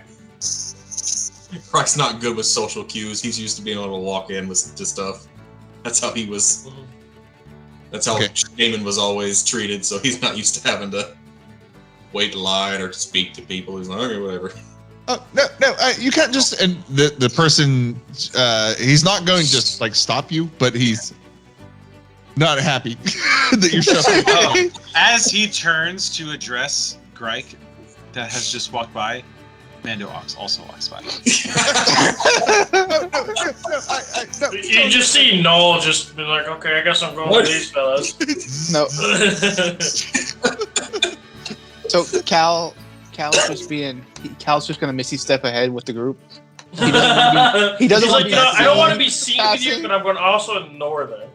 Yeah, I'm just gonna Misty step in front. All right, I guess we're going. As you like appear on the other side, you're actually turned around going, I'm not sorry. What, this just means peace among worlds? He's like frantically apologizing. Lady God, I'm so sorry. They rushed to the front of the line. I'm so sorry. And now you walk into a room. It's kind of darkly lit. There's a Lady Dara is at her desk, and it's very stately. Very thick wood, mahogany. I don't know. And then she's got her helpers around. You guys, fresh mahogany. yeah. So you'll recognize the Minotaur from earlier, the bakery. His name is at her side. They don't. His name's Bakery. He's got a name tag around his collar that says Bakery. He doesn't speak. I'm up front with Greg, and I'm like, pardon the intrusion. And she doesn't even. She's so into the document that she's studying. Then and also somehow she kind of knows it's you guys. She's like, oh no, that's fine, Reginald. That's fine. I was expecting them. Reginald.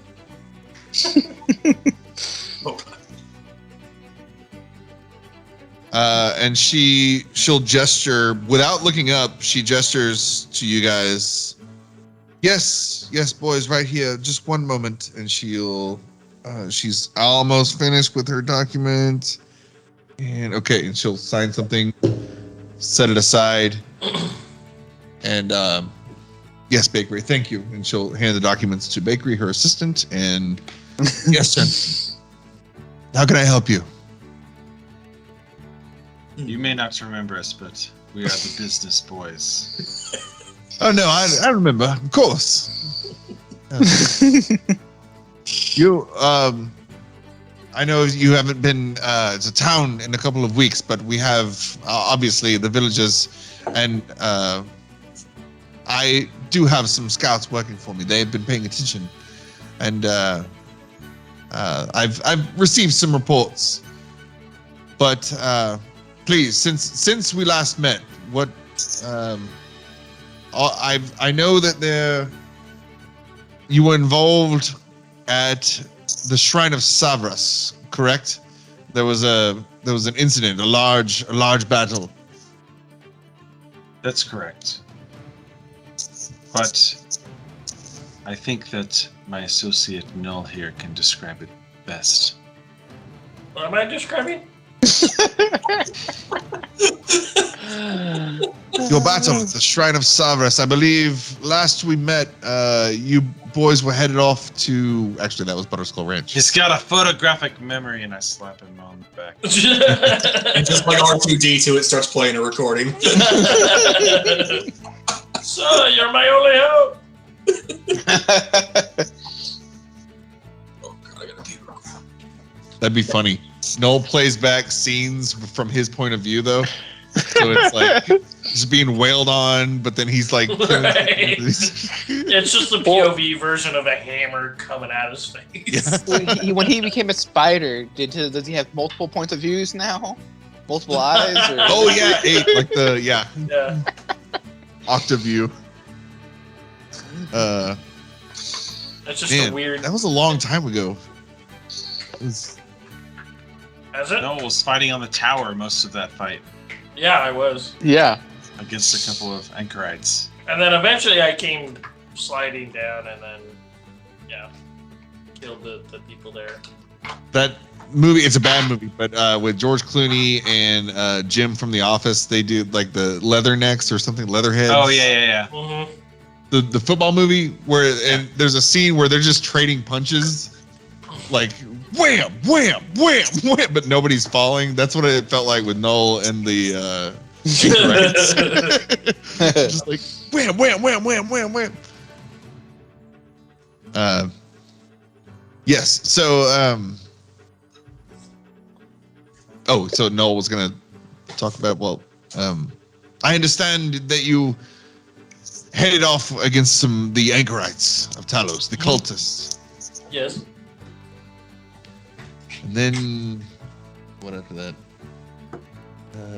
Actually, that's the last I heard. Our informants let us know of your victory at Butterskull Ranch, and then Shrine of Savras, but that's the last we heard. Well, what did you hear about Butterskull Ranch? Because we have heard a story that doesn't exactly match up with the truth. Well, apparently there are orcs there that are the orcs that we've had a problem with, but something happened and they're still there. I think some explanation would be best. Why are they still there? And why is there a dead giant in a pond? Well, No reason. It was taking a nap. That was there when we got there. that is true. But when we arrived at Butterskull Ranch, there were no orcs. Lest the ones that were flayed out dead on the ground, along with some cultists of the Howling Wind. Howling Hatred, yes. Sorry, the Howling Hatred. Where we again happened upon an odd scene of an old man who was controlling a purple portal with these violet-colored giants who were harvesting pieces of this giant in the pond. And when we got there, they departed. We did not engage them at this time. But we did, as soon as they had left, engage the air cultists and killed them swiftly with absolute ease. She's like taking notes. Look of like, it started with mild intrigue and now it's like almost horror. seems to be some sort of hierarchy that is taking place amongst these cultists, with this old man seemingly above the rest. This is bad news. But in our fight against the anchorites of Talos, it is my belief that similar portal magic was at work, as it was a centerpiece of our portal combat with the anchorites. There must be some sort of connection. My word. We She's just like, fought some great sorcerer or mage who hurled lightning bolts at us from the sky, scared that individual off after we defeated her army. my word. And we were gifted with a vision from Savras. Savras. After we cleansed the altar that the anchorites were defiling, and were provided a vision of what we believe to be their leader, who I currently have a bounty for. I forget the name. No, Moesco. Moesco, that's right. Moesco, who is seemingly a much more powerful entity than I was led to believe when I took on this bounty. So, that bounty's gone up, by the way. Add a couple zeros. Yeah. You can add a lordship on the end of that bounty. Yes, and this bounty was from the Lord's Alliance, correct? Yes, it was.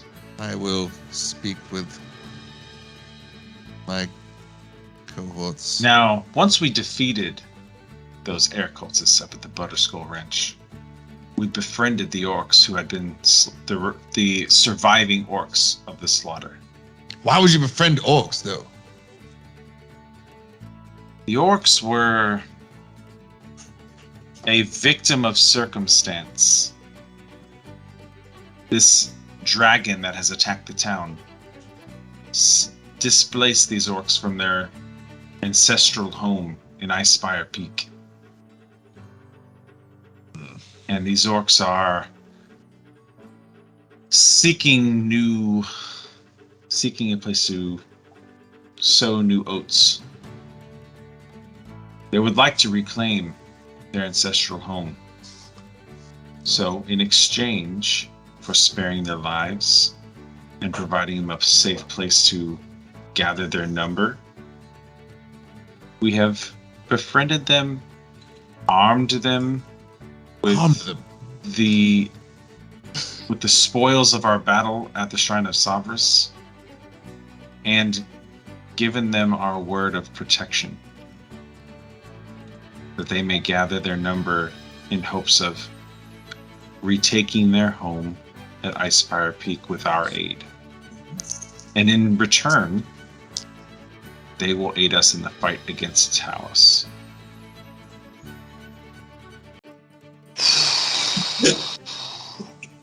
Reginald, cancel the rest of my afternoon. Give me a drink! Cancel the rest of today's appointments. Make Yes. 3 fingers I'll of take bourbon. my Nobel Peace Prize whenever you're ready. Indeed, your diplomacy is second to none. I am older than I appear. I'll say that much. And in my time, I have not ever seen such a task, such a feat to, I don't know, what's the word? Like corral, to tame These orcs, I've never even It's considered. my conqueror's hockey. I knew something was special about you boys, but now it's been confirmed. There's evidence. Bakery, you're getting all this, and she's been furiously writing these notes. But Bakery also is just like instinct. He knows to. We have come into. We've recently come into some powerful artifacts that will help us in our fight, and Mando will pull out the dark blade. Whoa! This is just a taste of the power we've come into. Well, I'm glad you're on our side, and likewise, you will have our support. Also, we look great. Captain's hat, yeah. Napoleon hat. Sorry, I just gotta. Session, Mando's hat gets a little bit bigger. Like the Schwartz Spaceballs. I see your Schwartz is as big as mine.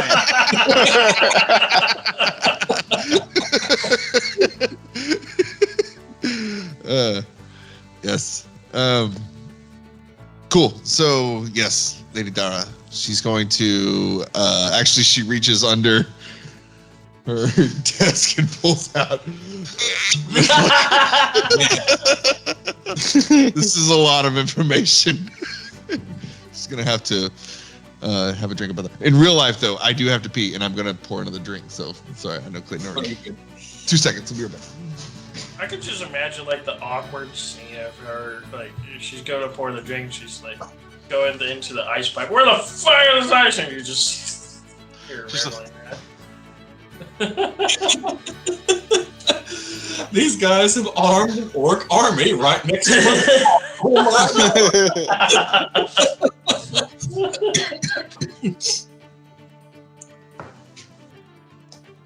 Oh boy, this is gonna be fun. So apparently they dropped the Guardians of the Galaxy 3 trailer. I have not seen that yet. I need to. I'll look at that Yeah. now. So many trailers. There's the new Mario one, Indie, Transformers, and Guardians of the Galaxy 3.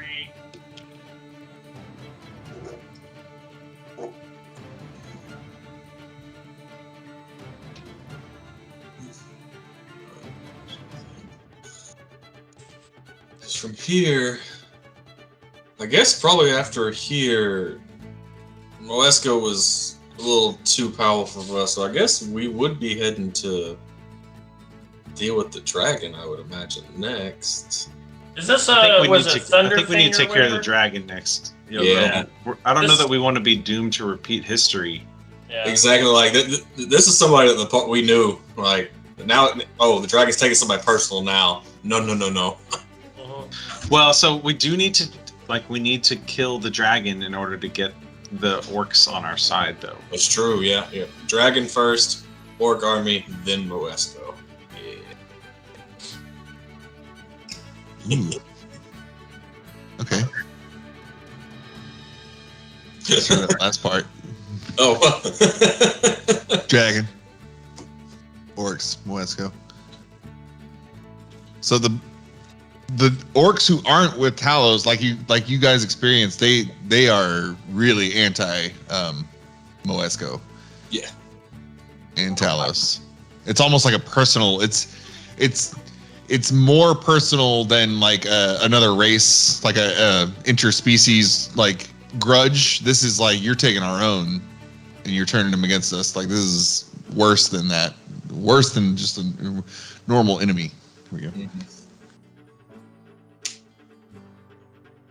And I guess as a part of that conversation, I've shared that not all orcs are on the side of Talos. There are those that oppose Talos, and these are such a group that are on our side. Very well. Orcs do have honor in their own way. Very well. I believe I've learned something today. Grown as a person. Really? I will send word to our people that these orcs are in particular to be, well, they are not hostile. They're not enemies. We will Probably just would to give be- line, that way there's no altercations. Yeah, it would be in our interest, in our shared interest, to send an envoy to treat with them.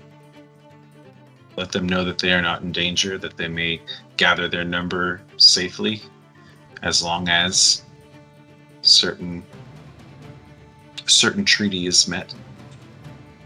Very well. And what of Big Al? How is he? How does he fare? Calazorn, Big Al, the owner of Butterskull Ranch. Oh, Who? was Big Al the giant who was in the?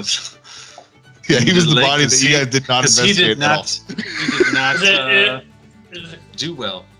is it Big Al Yankovic? Yeah, No, Big Al was. We did investigate, and he was, unfortunately, no longer of this world, which is why we felt it appropriate to repurpose his ranch for the use of the orcs. Oh, Mike. And she like pours a double. Oh dear. Okay. Well, Big Al was our last semblance of any kind of like authority around here. This creates a vacuum. He was No, our, it doesn't. Your authority's standing right before you. Well, very well. I was about to suggest. We're the captains now. By the way, are you not the seat of authority now? Indeed. That was your position. Bakery, take a note.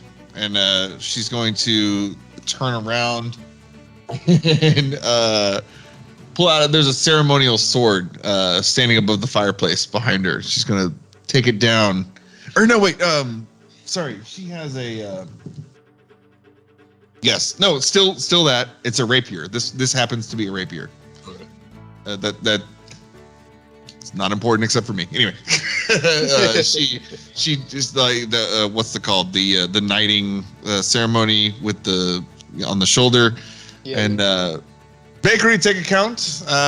Formally, I hereby deputize the Bizness Boyz under the Lord's Alliance authority in these parts.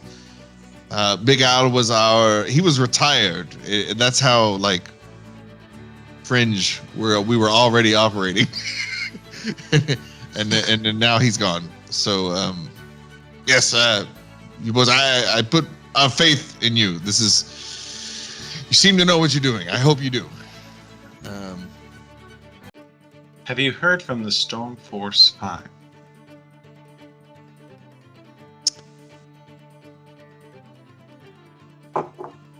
Is she? Perhaps to the Storm Force 4 or 3 now, that we seem to have grown in power compared to them. Let me. Shit. Now that we're deputized, we can. I'm gonna legally say. change their name. Sorry, what?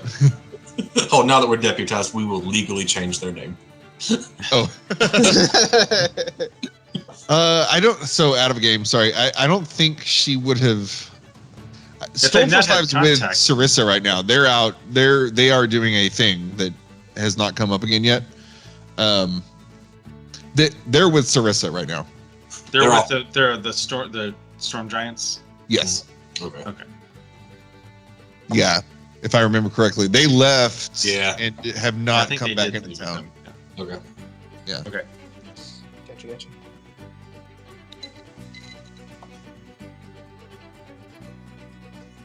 And Well, the Guess boys you'll- are back in town. honorary Herschel Walker, little Herschel Walker stars. Everybody gets. Oh. Boys are back in town. Yeah. So everybody walks out, yeah, with your new shiny badges. So the people that waited in line watched us cut the line gets old to go away, and then we walk out deputized. Yes. Yes. But yep.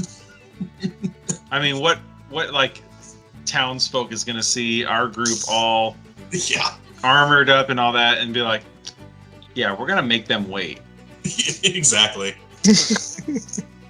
Well, and then Null, just him being Null, like I never made it so novelty that literally every townsfolk is just like freaking out at the sight of Null. But he's definitely unique for sure. And Well, I mean, they probably would have just assumed he's just another well-armored guy like me. yeah, No, Until Yeah. he speaks.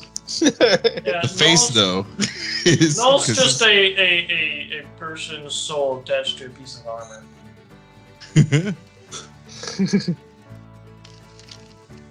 So, yes, it is a unique party. Total 2 metal people. In the human. Cal's And a like the human. most normal. Yeah. Yeah. Human cleric. It's just like, place here. I blend in.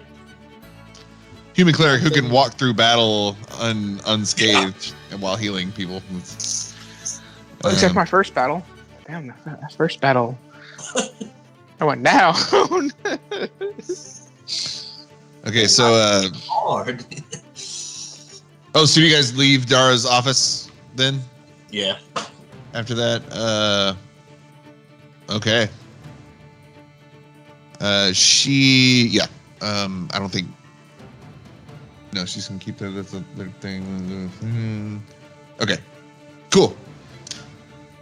As you exit her office there, there's still like a couple of butthurt civilians there who are waiting to get in line, and they're just kind of disgruntled. Again, nobody's tough enough to actually say anything. You're just getting like ugly looks and some sneers, but they see that badge. Well, it's not a badge. Well, I didn't plan exactly what it's going to be, but you guys decide. What would it be? What's the equivalent of a badge that you guys could all wear? One of those. Like a band or a... Well, it could be one of those iron-on patches. Mine could be magnetic. I'm going. You think it's magnets? Fruit magnet. Yeah, just a fruit magnet. Yeah. So yeah, well, some. I mean, so whatever they give to Mando, like he's got it, but he doesn't put it on him anywhere. So like everyone else walks out with it, he's just kind of got it in his hand, like, Mhm. like, I'll use this if I need it, and like put it in a bag. It's in here, right? It's Sword Coast Adventures. It should be the Lord's Alliance. It's like a. I know the harpers had the harp, and the. I mean, I imagine it's more like a pin, closer to like the Hand of the King pin. Yeah, I was imagining a pin as well, like Lord of the Rings, like fellowship thing. Yeah. There we go. Didn't you guys already have something like that? No. I don't think so. I remember But- describing that though in a session. Like, never mind. It was. Anyway. Doesn't matter. Okay, Lord's Alliance. I thought I'd get to it faster. Okay. And anything else y'all want to do in town? Check out stuff? Oh. No, that'll come in later. Cool. Anything else in town? You've never been to... there is a provisions place. There is a...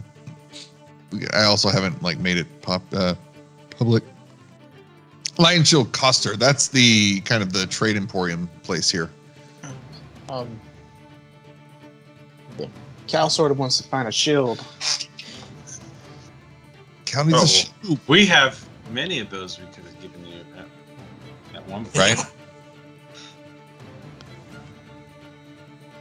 I But didn't if you would realize I like to didn't. purchase a new one, then we can certainly do that too.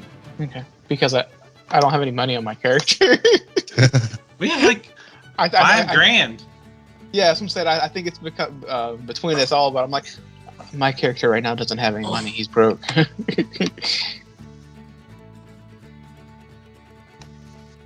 So But yeah. I mean, so things that we have to sell right now, we've got Enough to delete 34 giant's toes worth 4 gold pieces per toe. We've got 51 goblin teeth, which are 1 gold piece per tooth.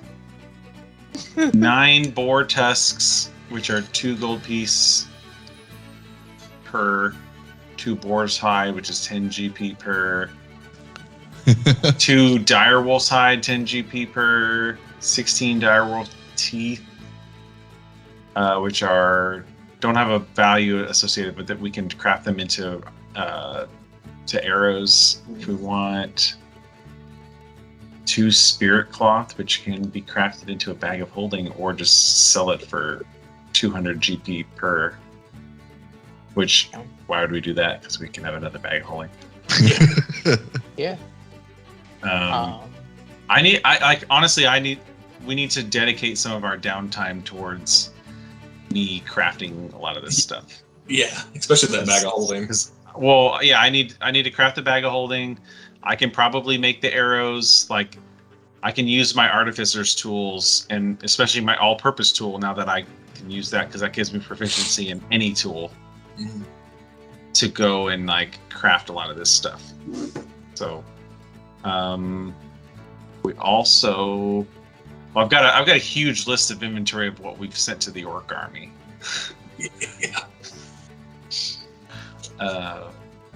But that, I mean, if we just went and sold some giant toes, we'll have plenty of cash for you to go buy a shield, and whatever else you want. Yeah.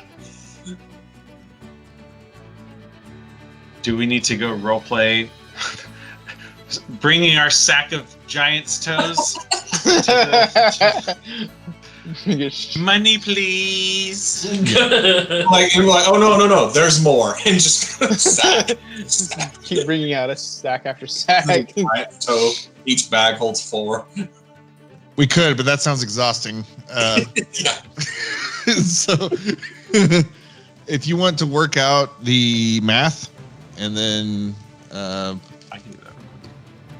whatever that ends up being, then yeah, Cal can definitely use.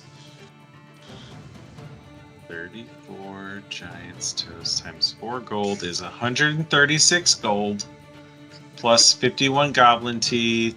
And then That's no, not times 51. Sure, times 51. We're Why not? we do buy the town. So that's 187 gold in giant's toes and goblin teeth. We can keep the boar's tusks and the boar's hides, because those could be crafted into armors and daggers if we want them. Everything else we should probably keep. Yeah, we should keep everything else. So 187 gold. We sell everything. Gold. That's how Okay. much we got. So feel free to spend of that whatever you want. We got plenty of gold amongst the group. We also have. We've got the golden like gong that's worth 5,000 gold. Oh yeah, But Don't I you don't know also that have we're gonna gold? be able to find a buyer unless we want to like start cutting that up.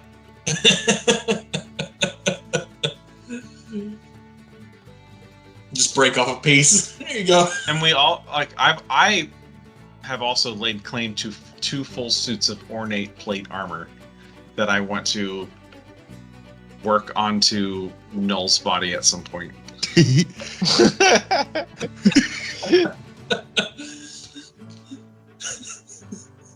I wear half plate myself, so I can't actually wear these. Yes, but let's draft. Just craft it to the robot. Yeah, grafted to the robot. I mean, can't is Cal not a heavy armor wearing Peace cleric? I don't know. Probably not. Um, I don't think peace clerics are. no, I'm light and medium, Ah. and I'm wearing. We my, could sell these scale mail. 2 ornate plate armor sets for 3,000 gold. You wanted to, I suppose, because each one is like, I mean, a normal set of plate armor is 1,500. This is an ornate set, or an ornate set. Ornate, yeah. Of armor, so it could be worth more. I think the toes and things, the low-hanging fruit, toe-hanging fruit, items that's a 1-to-1 gold GP ratio thing. If you're gonna get into, if we're dipping into the higher end magic items, I don't think Phandalin, even in it is booming. It's growing right now. I don't think they would. I think you would have to travel to a larger marketplace. I mean, that makes sense. Sure. 3,000 gold based in Faerûnian economy is like, oh, okay, yeah, you're like a duke. So if we were to go to maybe, what's the closest, Neverwinter or Waterdeep, like a larger city, you get a better bang for your buck. So we got 187 gold for you to spend. That'll get a +1 shield if 100, not the full 187. We want to look for like a nicer shield. Hell yeah! I might spend that for a +1 shield. Let's find the hero shield. Hero shield. Yeah, I'm looking at the shields now, and there's like the highest one is the shield of the hidden leaf, and that's the legendary. Well, we can't quite afford that. Yeah. You're let alone done there being one available for us to take. Yeah. So they'll have a. Do you currently not have a shield? Are you proficient in shields? Yes, I'm proficient in shields, but I do not have a shield. Mm. But I'm thinking that Cal's thinking that he needs a shield now since he's you get got a +1 shield. That's add 3 to your AC. Yep. Yeah. Yep. That's what I'm saying. Like, yeah. Maybe go down that. less. Yeah. That would be good for you. Yeah, it would. So, That is a easy 100 gold spent. all right. Yeah. So we're gonna go ahead and get with the All right, shield. I will subtract 100 gold from our party loot. I did have a dwarf vendor ready, but like we just did the dwarf druid, so I'm like, it'd be the same person. Does this dwarf vendor have anything else that might be of interest? Not right now. Not after that dump you guys just got. He's counting. So Mando will inquire about any of the other, like if I want to take these boar hides and this like what direwolf hide, and so I'm going to inquire about supplementary supplies to be able to craft these boar hides into leather armor. So I'm assuming I'm going to need some like leather thread or something like that. Yeah. I will need. I can probably fashion some of our leather into strips to add like handles onto these boar tusks to create daggers. I will inquire with the. Well, I'll also need wood shafts to make, and I guess feathers to make these direwolf teeth into arrows. And I will inquire with the shopkeep as to what else I might need to turn this spirit cloth into bags of holding. Like what additional supplies I might need to be able to work those out. If we want to roleplay, I mean, first of all, I got no answer for your bag of holding. I have no idea there. But everything else you said, yes. The arrowheads, we'll do. I've got the arrowheads. I just need the shafts and the feathers. Right. I mean, probably 1 silver piece for a piece of fine, like it's been carved and it's aerodynamic and it's ready to be an arrow. It's not just a stick. You don't gotta sell me. I got plenty of gold. Look at the stick. So, Look yeah, at the stick.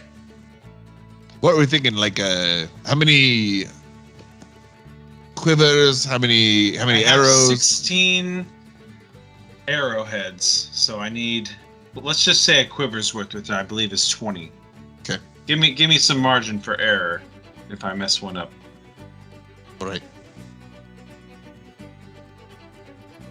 That's nothing. That's what 2 gold. If you're doing the work, yeah. No, that's only I think 20. one regular quiver of arrows is 1 gold.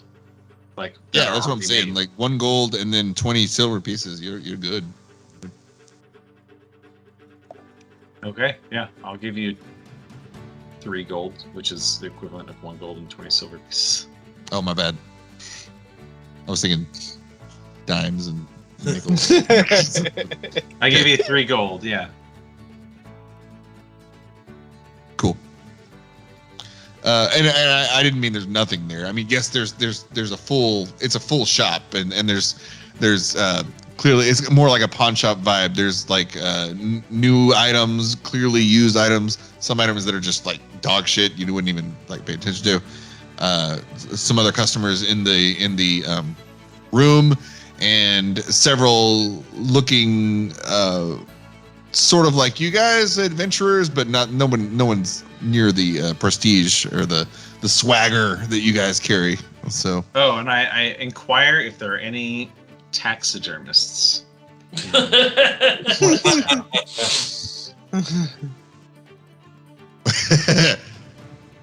Anyone good at like, and I pull out my griffin's head, which is like probably slop at this point. Yeah. I want this created into something that is preserved. Maybe perhaps fashion that I can fashion into a helmet at some point. You want to put that on your head? Okay. You guys are the Arcans. After it's cleaned up. No one here that I know of, but I believe in Tribor. There is a taxidermist. So he's eccentric. Obviously, that's not his main trade, but yeah, you'll find him there.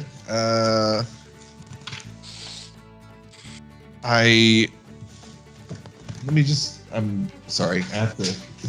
I'll just say, well, this town looks really wanting for jobs, so I'll just leave this gold with you, and you can handle that. Wait, what? What price would it take for you to handle this for me? I don't want to go to tribal. Well, that was okay. Oh, was that gonna be a plot hook? It was, but what's what was the full ask? Like I lost track. What was the full ask right now? I just want a taxidermist. Oh, you look for there. Yeah. Okay. Yes. Like, I'm sure that there's plenty of people here who have to like rebuild their homes and want money, and I could be a source of money by providing jobs. I'm trying to lift up the local economy here. Oh, exactly. Hey, yeah. If I need to go see this eccentric man anyways, then no, I mean for the back and forth, that's a lot of work. We're looking at least 100 gold pieces for this to. I mean, we're looking at 2 weeks of back and forth, and then there's the revision, first revision, second revision on the created product. So, I mean, at least 100 gold there. But like again, I said, for the information is free. The man you seek, his name is Bjorn, and he's in Tribor. Bjorn and Tribor. I will make a note of it.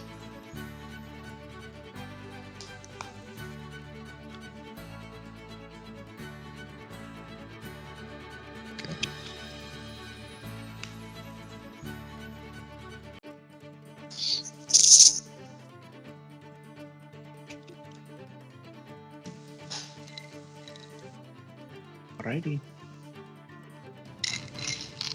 Cal is happy with his shield. +1 shield. Yeah.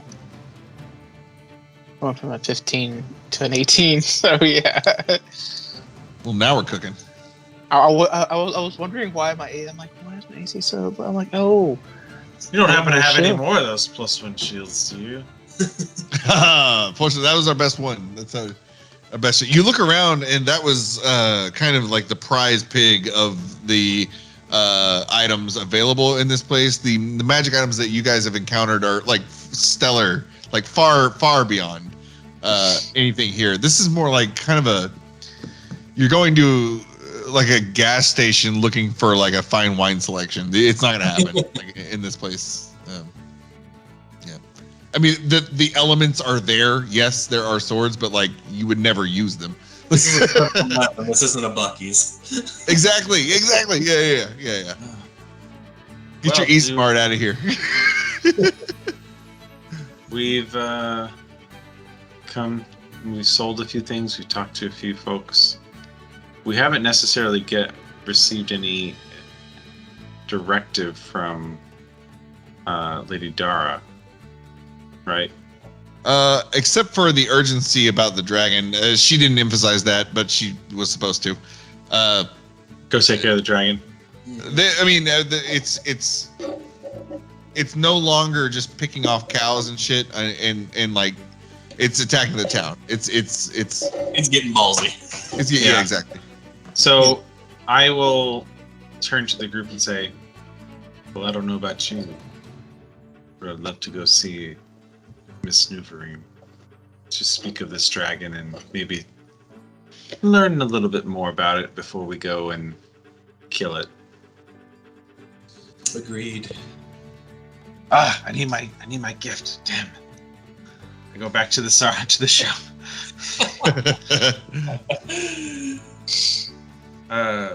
Maybe you should have saved some of the giant's toes. Well, actually, there's nothing at the shop that she would like, so I will go back to. She likes fresh kills, so I suppose I can't poach any of the dead. We'll have to find something along the way. She likes to hear the heartbeat when she's eating. When it stops, she loses I will interest. I will go to the shopkeep and ask if there's any livestock for sale.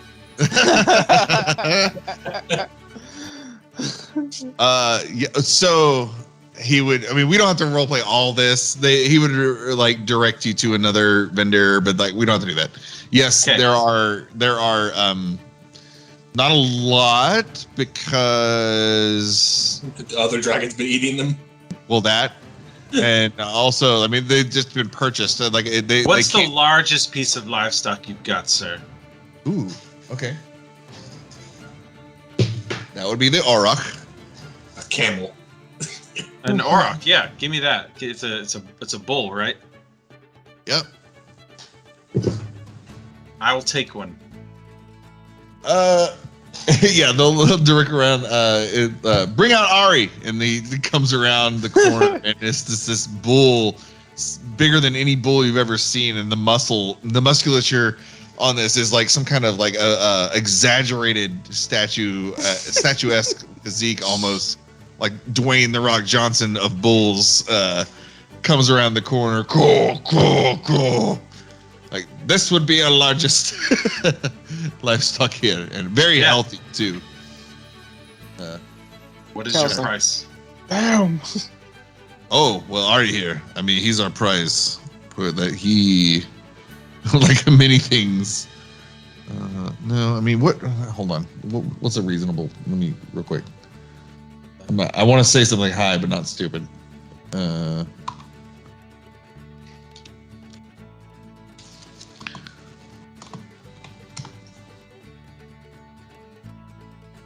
Okay.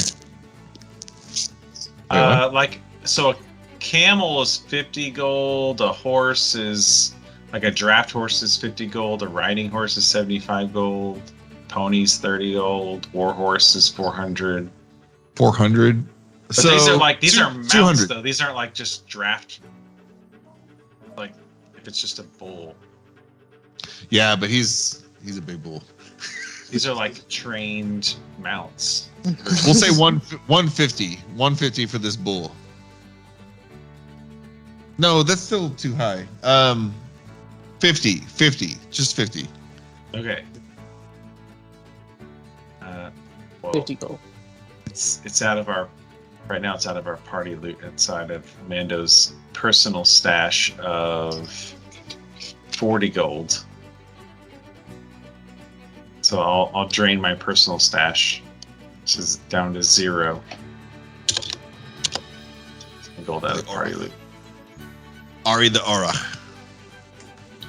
Okay, I'll take him.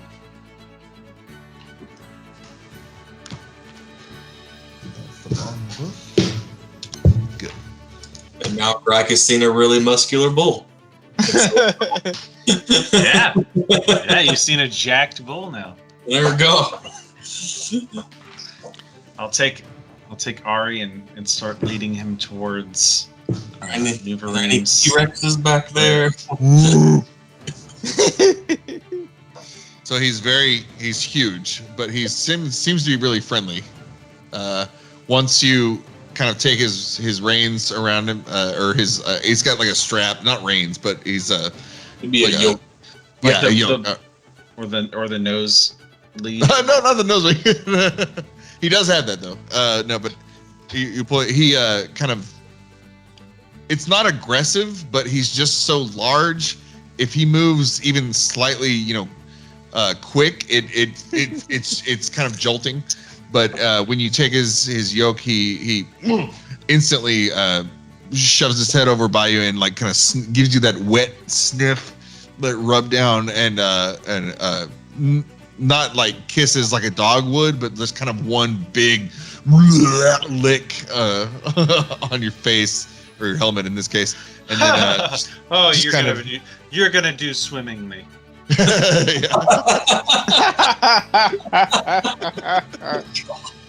yeah, he seems friendly. Yeah, Perfect. Okay.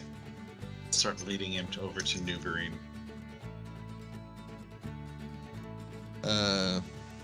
Like you were gonna try to visit her in town? Yeah. Oh, okay. Oh, wow. I wasn't prepared for that. Okay. I gotta bring my girl something. You're good. So you go. Man, I wanted a better. Doesn't matter. Honestly, we're moving past Phandalin. Okay, so you go up to the area where Neverweakened had described her dwelling before. Phandalin pretty well. Pretty well. There's only so many buildings. No new buildings have gone up. There are structures being built currently as the town grows, kind of square foot wise. So north, every direction there are more buildings being built right now. But as far as the last time you guys were in town, no, nothing's changed except for the damage that's been done. So from her description and your memory, Siri, no one's talking to you. From the description and your memory, you were able to, pinpoint. This seems to be like a, not creepy. It's midday, so maybe, no, you guys have done some bartering and stuff. So let's say we're approaching evening as you come up on this hill, and this mansion is a large house at the top of a hill, and it's really out of place compared to all the other domiciles, the structures of Phandalin. Not only in quality, but like style. It seems to be like construction from a completely different area. It's kind of like my mom used to have like a Victorian era house in the middle of Weatherford downtown, but like everything around it was like normal. So it's really out of place. Like it's very strange that it's there. Similar to this. However, this manor, as nice as you can tell that it once was, it is just really run down, especially like the damage you just encountered at Stonehill Inn. It's almost like that, but except just that time had done that to this place, not like an attack. So on the outside, it's very almost abandoned, very cold, very void of life as you approach. From the bottom of the hill, the trees look to be dead. You can see definitely, obviously, I'm imagining kind of when you drive by a lake and there's those like weird trees that are jutting out of the kind of recently receded water levels. They look weird, but it's like, are they alive? Are they just there taking up space? Kind of deal.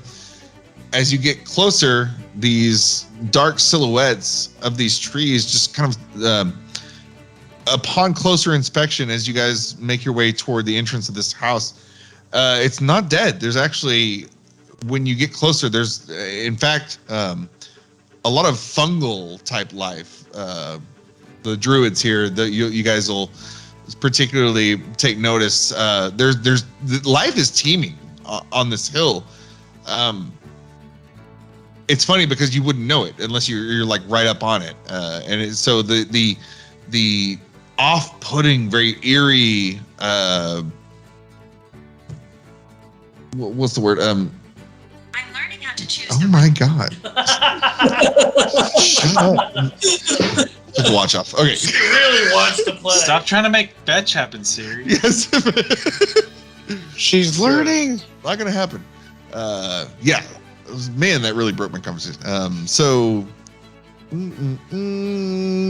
you come up on this, teeming with life, but just peculiar life, not like Hawaii, everything's so green because everything's so nitrogen rich from the lava. Like this is a different kind of life, almost like a bioluminescent algae here and there.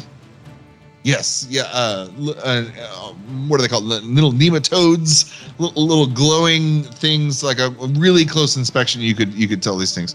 So, yeah, it's kind of like an anti-life situation as you're approaching. Druids, I will say, you're not getting negative vibes, and same for the cleric, Cal. You're not getting like evil vibes. It's just like, like this is different. Gotcha. Yep. In addition, on as you ascend the hill, and now I'm assuming you're going to there was a pathway, to the entrance of this place. As you're following it, these little nematodes, these little algae that you've been noticing the whole time, you get closer to the entrance, and you notice a fine mist on the ground everywhere around you, kind of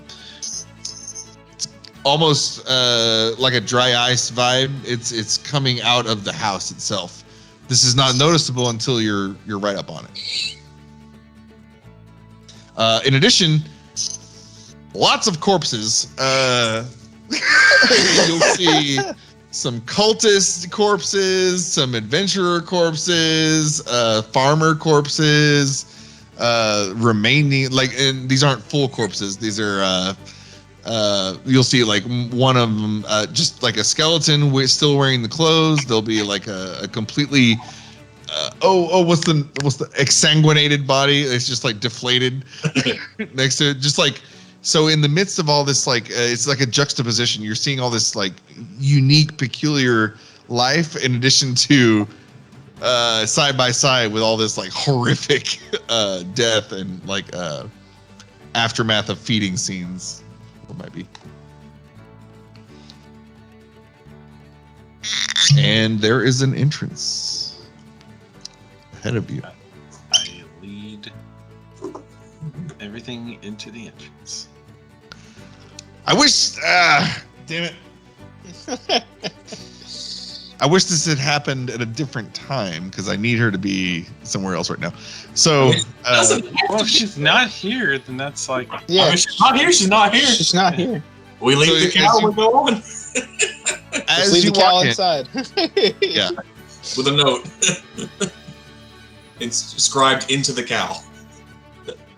yeah, a candelabra approaches you. Oh, I am so sorry. The Mademoiselle, she's not here tonight. No, I'm playing that now. Lumiere is not there. Lumiere. No, as that. So sorry. You guys go in. You are able to open the front door to the manor. Once you enter, it's kind of more of the same. It's a very low to the ground mist. There is more of the, in fact, way more. Once you open the doors, now the sun's going down in the back. It actually brightens up inside the house as you walk in, and it is all the light is coming from, again, bioluminescent energy, or it's all biological. The light that's coming from this place. So, like, if not magic. Particularly, yes. And to save time, if you guys were to investigate, she is not home right now. She's So I'll take the ox, tie it somewhere within her home, and then leave a note telling her that it was from Mando. Oh my god! And that we came knocking, but she wasn't here. Okay. And we pull out our themed, custom branded Bizness Boy brand, and we brand the bull as well. We heat up Noel's hand. Yeah. No, use heat metal on your own hand. I gotta transfer my hand into Brand. what are those, iron things, branding. Yeah. Yeah. Like Bizness Boys. Reconfigure. Some sort of gang sign for Bizness Boys. Yeah.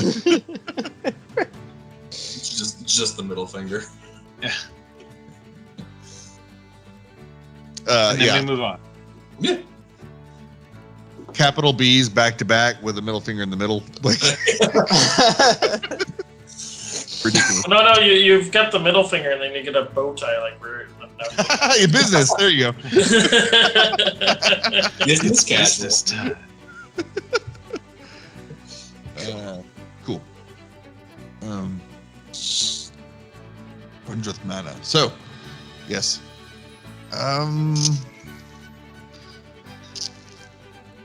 Anyone else want to do something in town? I don't think so. Have we collected any local rumors? Like, I don't think there's been any more rumors outside of a dragon attacked. And I already fed you the other ones. Let me look though. I think we're done. Tribal, yeah. Yeah, So there are Tribor outside of that. Yeah, out of game. The things I mentioned earlier that the Righteous Hand were handling, those were some quests that you guys could have done. But It doesn't add anything to like the overall story. They're cool maps, but like I don't. We can move on. You guys have a fucking spaceship. Let's go on. Yeah. Yeah, we can literally fly to this dragon's lair. Yeah. Really soon. That's why I'm saying like yeah.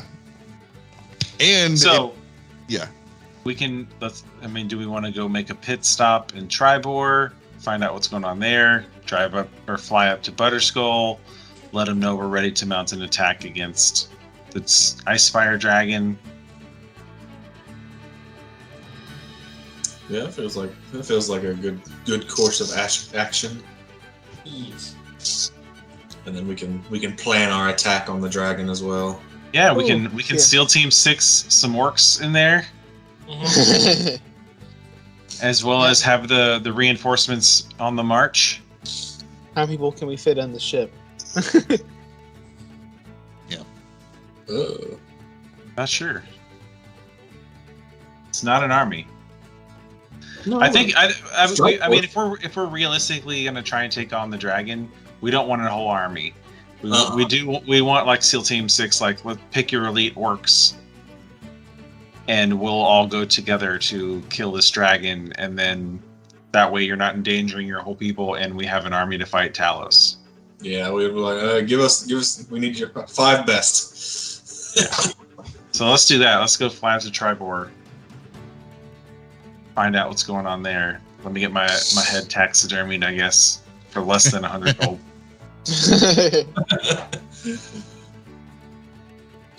So if we're going to Tribor first, that's fine. And then, so Tribor, then Dragon? Well, no, Tribor, then Butterskull Ranch. Oh, to, then Butterskull, to yeah. treat with the orcs again. Yeah. And then dragon. And then Maybe. And then Dragon, yeah. Okay. But I would imagine this we would try to do this a little bit quicker. Like we wouldn't be moseying as much because we know the dragon's kind of an imminent. We know it's something that's going to be more and more of a problem, and that we just need to go deal with it.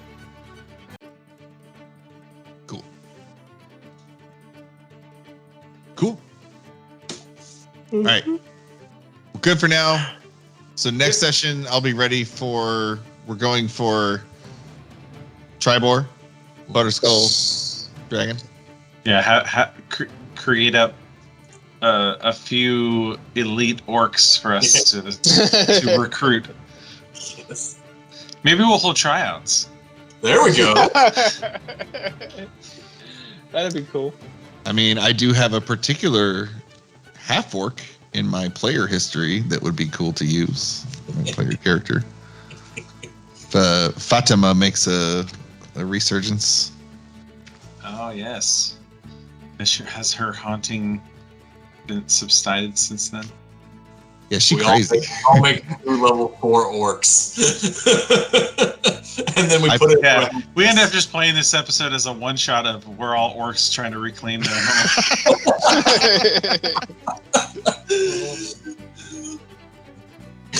Yeah, we're all of us are just up in the thing flying around. The orcs are down there doing the nitty gritty.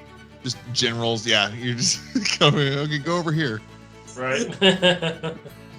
We'll pin Yeah, down. you guys can fight on the ground. We'll fight from the air.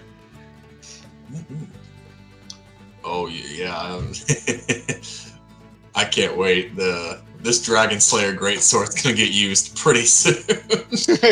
Because against that dragon, it's gonna do 5d6 plus 5 every time I hit the dragon with it. Dang. Yeah. Yeah. This it's not gonna be the same dragon. Not Thunderfang? Thunderfang.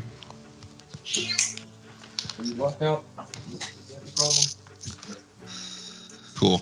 I'm gonna the dragon when you guys are ready. It's man, it's gonna be that'll be fun. Yeah. I have to Fun. change a lot because in the So after all that we've been through prior to fighting this dragon, has our experience increased to a level that we are at a higher level? I was gonna I like the wording. the way I thought it was gonna happen were you guys were gonna go for Talos first, and then I would have then it would have been level 5. You're going for the dragon first, and Well, we know that we need to if we want the orcs' help in fighting Talos, we need to kill the dragon. No. I know now. I know. Yeah, it all makes sense now. So It yes. was also under my impression that you kind of insinuated that Moeska was the more dangerous threat than the dragon. Oh, I absolutely. didn't mean to. He just ended up being that way. So Yeah, that works. Moeskiel's like easily the mastermind, big bad guy that Yeah. is pulling strings, and we need to like gather forces to go kill him. no, it's badass. I mean, Yeah, and it's be an funny army because like army. your assumptions, correct or incorrect, dictate the narrative moving forward. So like you can't get it wrong. You'll still die though. You can still die for sure. Because like you've seen, I am trusting the dice. That can be good and bad.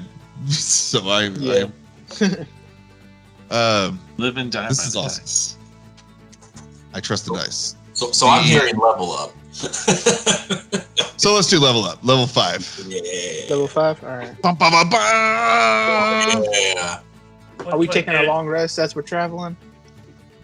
Not. I mean, we travel at a speed that we don't really need that. I need it for spells.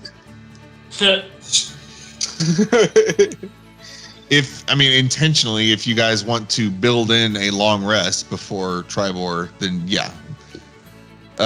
7 of 11. He was like, "What? How many hours do you need?" And like it programs to go exactly that many miles per hour, like, or you know.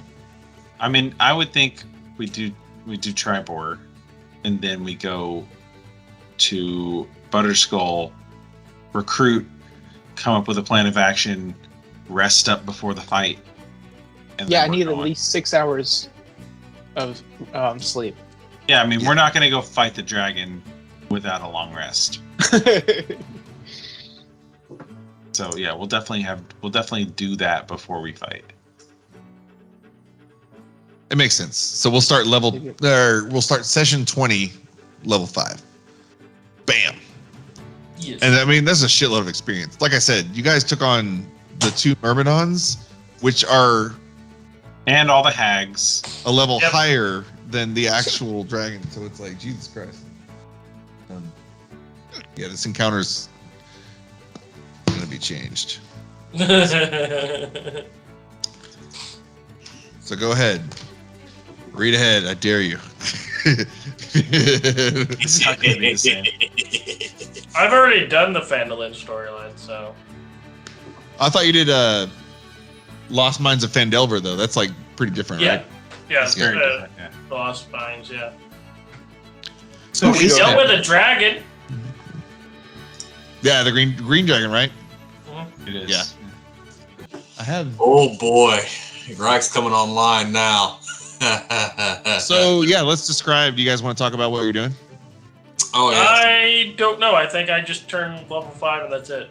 I don't get anything. yeah. I took my 3rd level in Barbarian, so Greg's training with harnessing the elements and getting struck by lightning at any chance to get used to it has gained him resistance to all damage types when he's angry now. Also, his appearance is a little more bear-like now. Even in his total form, it's like his claws are a little bit sharper, and it's almost as if the bear cloak he's wearing is becoming a little bit part of him. Yeah, due to my stat changes, I don't qualify to multi-class some of the classes I'd like to do, so I'm too stupid to be an artificer. Well, I mean, hold on. Yeah. if you need a little bit of boost in your intelligence. No, it's okay.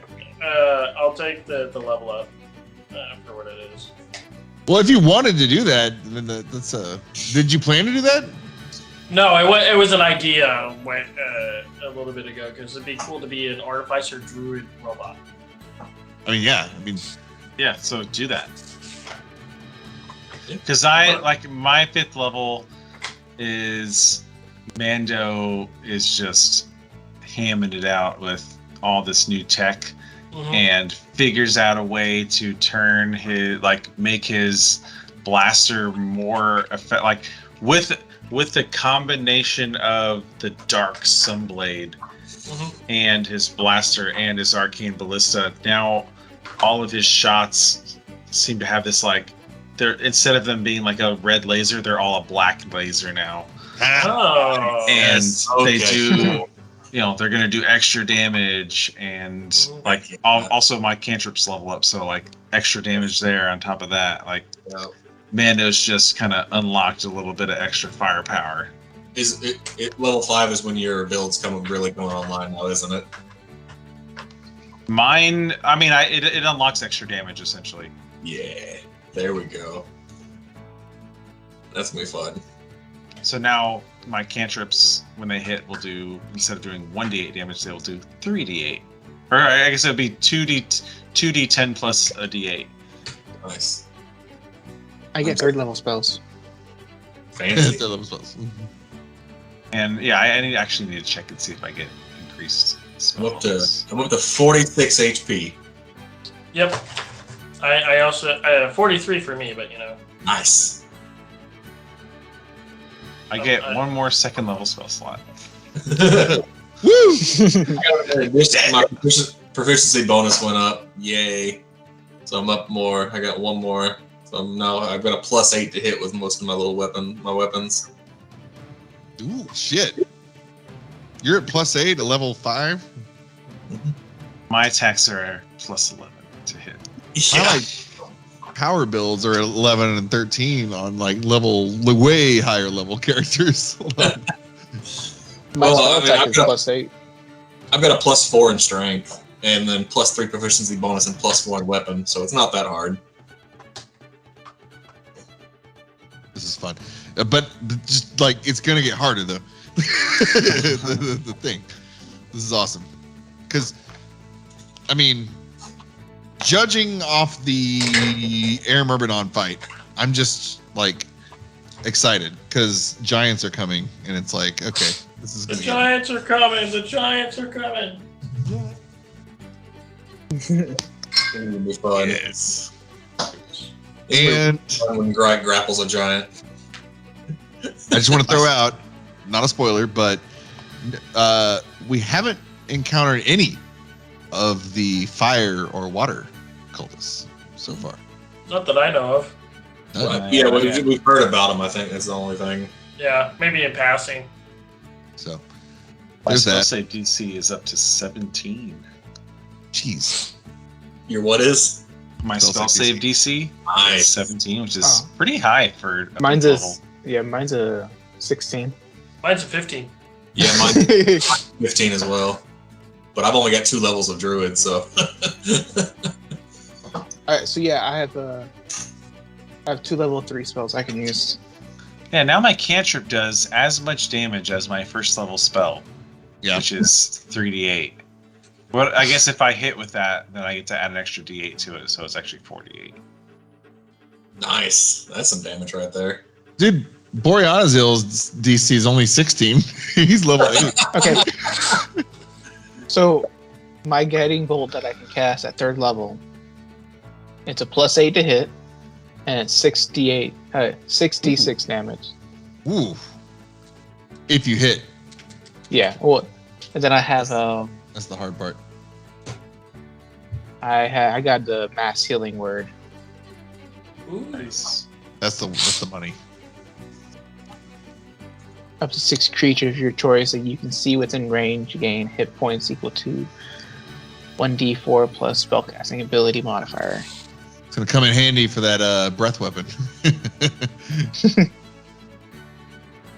Oh. Greg's down. Mando's down. Null's down. Mass healing word. Greg's down. If Greg has dropped, just run. Yeah, something's gone horribly wrong. Greg's down. Unless we're like 9 encounters in and no rests. So I also have for being cleric, I get sending the message to the Ooh, Spell sending. That's good. That's there we go. powerful. Ray, he's gonna spam us. It's range area is unlimited. Yeah, I think it's just the same plane. it's powerful. Yeah. Hey, dude, did you hear about this rumor? We're trying to contact you about your wagon's extended warranty. Well, I was gonna say if you need to talk to Neverweakened, then this would be. Okay. Yes, Clay, and it says if the target is on a different plane than you, there's 5% chance that the message doesn't arrive. That's not bad. Failed to send. Return to sender. 5% chance that it does not arrive. Yes, So what do you roll a d20, and if it's 1, then it doesn't land. I guess so. You have to have an intelligence score of at least 1 in order to receive to understand the meaning of a message. Hey, I'm just smart enough for that.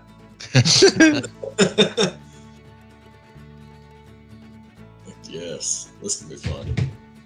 I also have Beacon of Hope. I get Beacon of Hope for being a beast cleric. Nice. Bestows hope and vitality. Choose any number of creature within range for the duration. Each target has advantage on Wisdom saving throws and Death saving throws, and regains the maximum number of hit points possible from any healing. It's too overpowered. It lasts for a minute too, so it's concentration and lasts for a minute. So Did I say one dragon? Hold on. So I cast Beacon of Hope, and then I'll cast my Mass Healing Word as a bonus action, and everyone's at the full health. That seems pretty nice. All you have to do is do one of those thunderbolt things from Thor. So you're saying I don't need to use my bubble shield thing? It depends on the situation. More damage. Daniel, I really love the idea of the Artificer Warforged Cleric, like all of it happening together. Yeah, if like we you need to and me rework some working things. together to like. I'm just too stupid being Artificer. D&D Beyond won't let me. Oh, it's okay. Well, is there 2 scores that you would want to swap, or like what can we do to make this work? What can I do to get you in this Corolla today? If you want to swap Dexterity and Intelligence, I think I only need 1 point. So Dexterity is 13, Intelligence is 12. It's Up to a you, 1 totally. point. Like I already Yeah. Yeah, Dabble. swap them. Those would be a great swap because, I mean, Dexterity, I just lose a point. Not a huge deal. I mean, Yeah. maybe, but, Swap them. in the grand scheme that doesn't. I mean, well, When you wild shape, you'll take the dexterity of whatever you wild shape into anyways. Yes. that's yeah, true. exactly. You Yeah. just keep your mental stats. Yeah, let me play around with those 2. So this 12, this. Same for everybody. If there's something minute that's holding you back from like a cool idea, I would way rather have the cool idea happen. Like, Cool.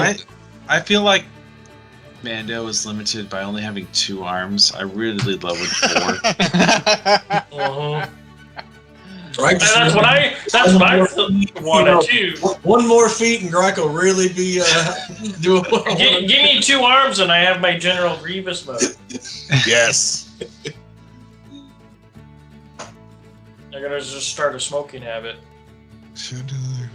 Take Great Weapon Master and then take a -10 to hit to add 15 damage to something. Yeah, okay, cool. So there's my first level in Artificer. Boom. Yes. 4 druid, 1 artificer. Ooh, exciting. It's, Yeah, that'd be it's a fun. cool band. The what's it called? Monk and druid. I know they're like notoriously bad for multi-classing, but it's like only if you're trying to power like I don't know. Wow. I got 3rd level Flame Blade and Heat Metal. There you go. Okay. That The works. problem is like when people talk about multi-classing failing, sometimes it's because then they're accounting in the capstone abilities, and not many campaigns go to level 20. So yeah, if you're level Completely 20, irrelevant. Moon Druid is one of the most powerful. Oh, you hit that 20th capstone, that changes the game. You have unlimited wild shapes, you're not dying. Yeah. But But like, we're not gonna get there. Like it's most campaigns don't get there, so you're stuck petering out typically between 8 and 10. And multi-classing can really make you more viable there. Mhm. But, I mean, I think this worked perfectly. An Artificer Druid robot, I think. no, it's beautiful. That's why I was like, oh man, it's gotta happen. Yeah, no, switching Yeah. those stats works perfectly. I just needed that 1 point and pulling it from Dexterity. Or like going the path of 7-Eleven and doing like Graviton Wizard or whatever it is. There you go. That'd be interesting, yeah. On that note, there are many things that 7-Eleven can do that I don't want to just dump everything because that's not fun. But We can't use him in like a fight, right? He's dead. I mean, Just a hologram. if he's the AI, can we just tell him, hey, 7-Eleven, go kill the dragon with the ship?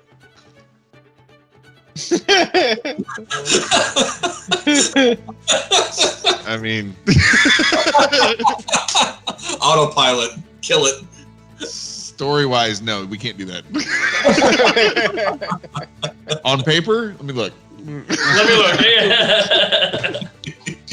On paper, I don't even have to look. Yeah, no. I'll just say 7 of 11 is braced for. He's still going to be useful when you guys are like level 14, 15. Mhm. And that is how high I want to take it. I want to go. 20's not. I don't think we're going to get there, but definitely past 11, 12, where this campaign is, or at least Storm King's Thunder is supposed to stop, but we're not gonna stop there. We're gonna take it a little bit higher. There are some things that I'm bringing in from other places.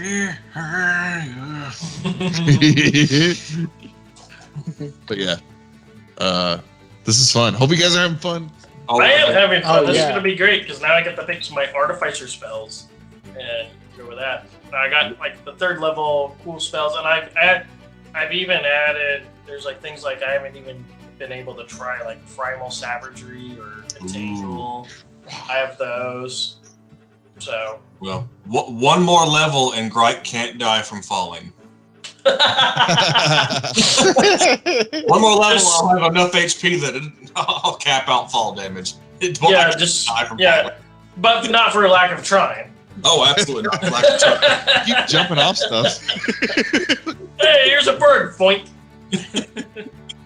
Like last fight, he's like, I'm almost to the ground. What am I gonna do? Better Misty Step higher up. Yeah, no, I not can imagine to save in that- myself. No. I Misty Step to attack. I can imagine. What was that song? So was it Iron Man 2 or whatever, where he drops from a plane and he just plummets towards the earth? Yep. There was another AC/DC song playing at that time. I forgot the name of the song, but was it Thunderstruck or something like that? That's what's playing as you're misty stepping back into the Yeah. sky. It is Thunderstruck because it's got that pause where it hangs and then it comes Yeah. back. Yeah. Yeah. Yeah, because that's when he lands on the Yep. on the stage. Yeah. And I can't wait to snort that air elemental stuff and then also get jump cast on me so my jump speed is Cocaine Bear. Yeah. You're just gonna see him in the middle of battle, just like large or loud sounding snort noise, and then fook! And this bear just chucks itself into the air. So there's literally a movie Cocaine Bear coming out. It's a true story. Yeah. It's based on a true story of a bear that Got into some cocaine. devoured and stored, I think it was like 30 kilograms of cocaine Oh on Jesus! like a 2-week bender of rage, and it was too angry to die. How did it not die immediately? Like what It was the too hell? angry. I have no Yeah. idea. Its willpower was too strong. Cocaine kept it going. Well, there's was it the Grinch? There's a horror Grinch movie coming out. Just like if it had been more realistic, right? Because he's like a mountain monster. Yeah, well, it's like they keep the whole like here's the Who's and here's Whoville and here's this and here's that, and the Grinch is still green and everything, and they try to make him look like the Jim Carrey Yes. kind of thing. But it's Cindy Lou Who that's like, you know what, you screwed up my child, and I'm going to kill you now on revenge because he's coming back to kill Christmas. And it's like, okay, interesting. The trailer did so too much gore, but it feels like one of those movies where it's like gore's not the thing they're caring about. So it's going to be interesting for that. How many people that grew up watching the original Grinch movie with Jim Carrey is now going to be traumatized by this new version? I'll watch it. I'm a sucker. Well, it's the same people that are going to watch. Was it Blood and Honey? Is that the new? It's the Oh, I'm gonna watch that. Winnie the Pooh horror movie. Oh fuck yeah! Yeah. It was in public domain 100%. now. Yeah, Piglet's dead. He ate Piglet, right? something. Yeah. Wow. All right. This Anyway, we gonna kill a dragon next time. Yeah. Call it. Oh. See you next time. Yeah, we're All right, see you tribal. next time. Da-da-da.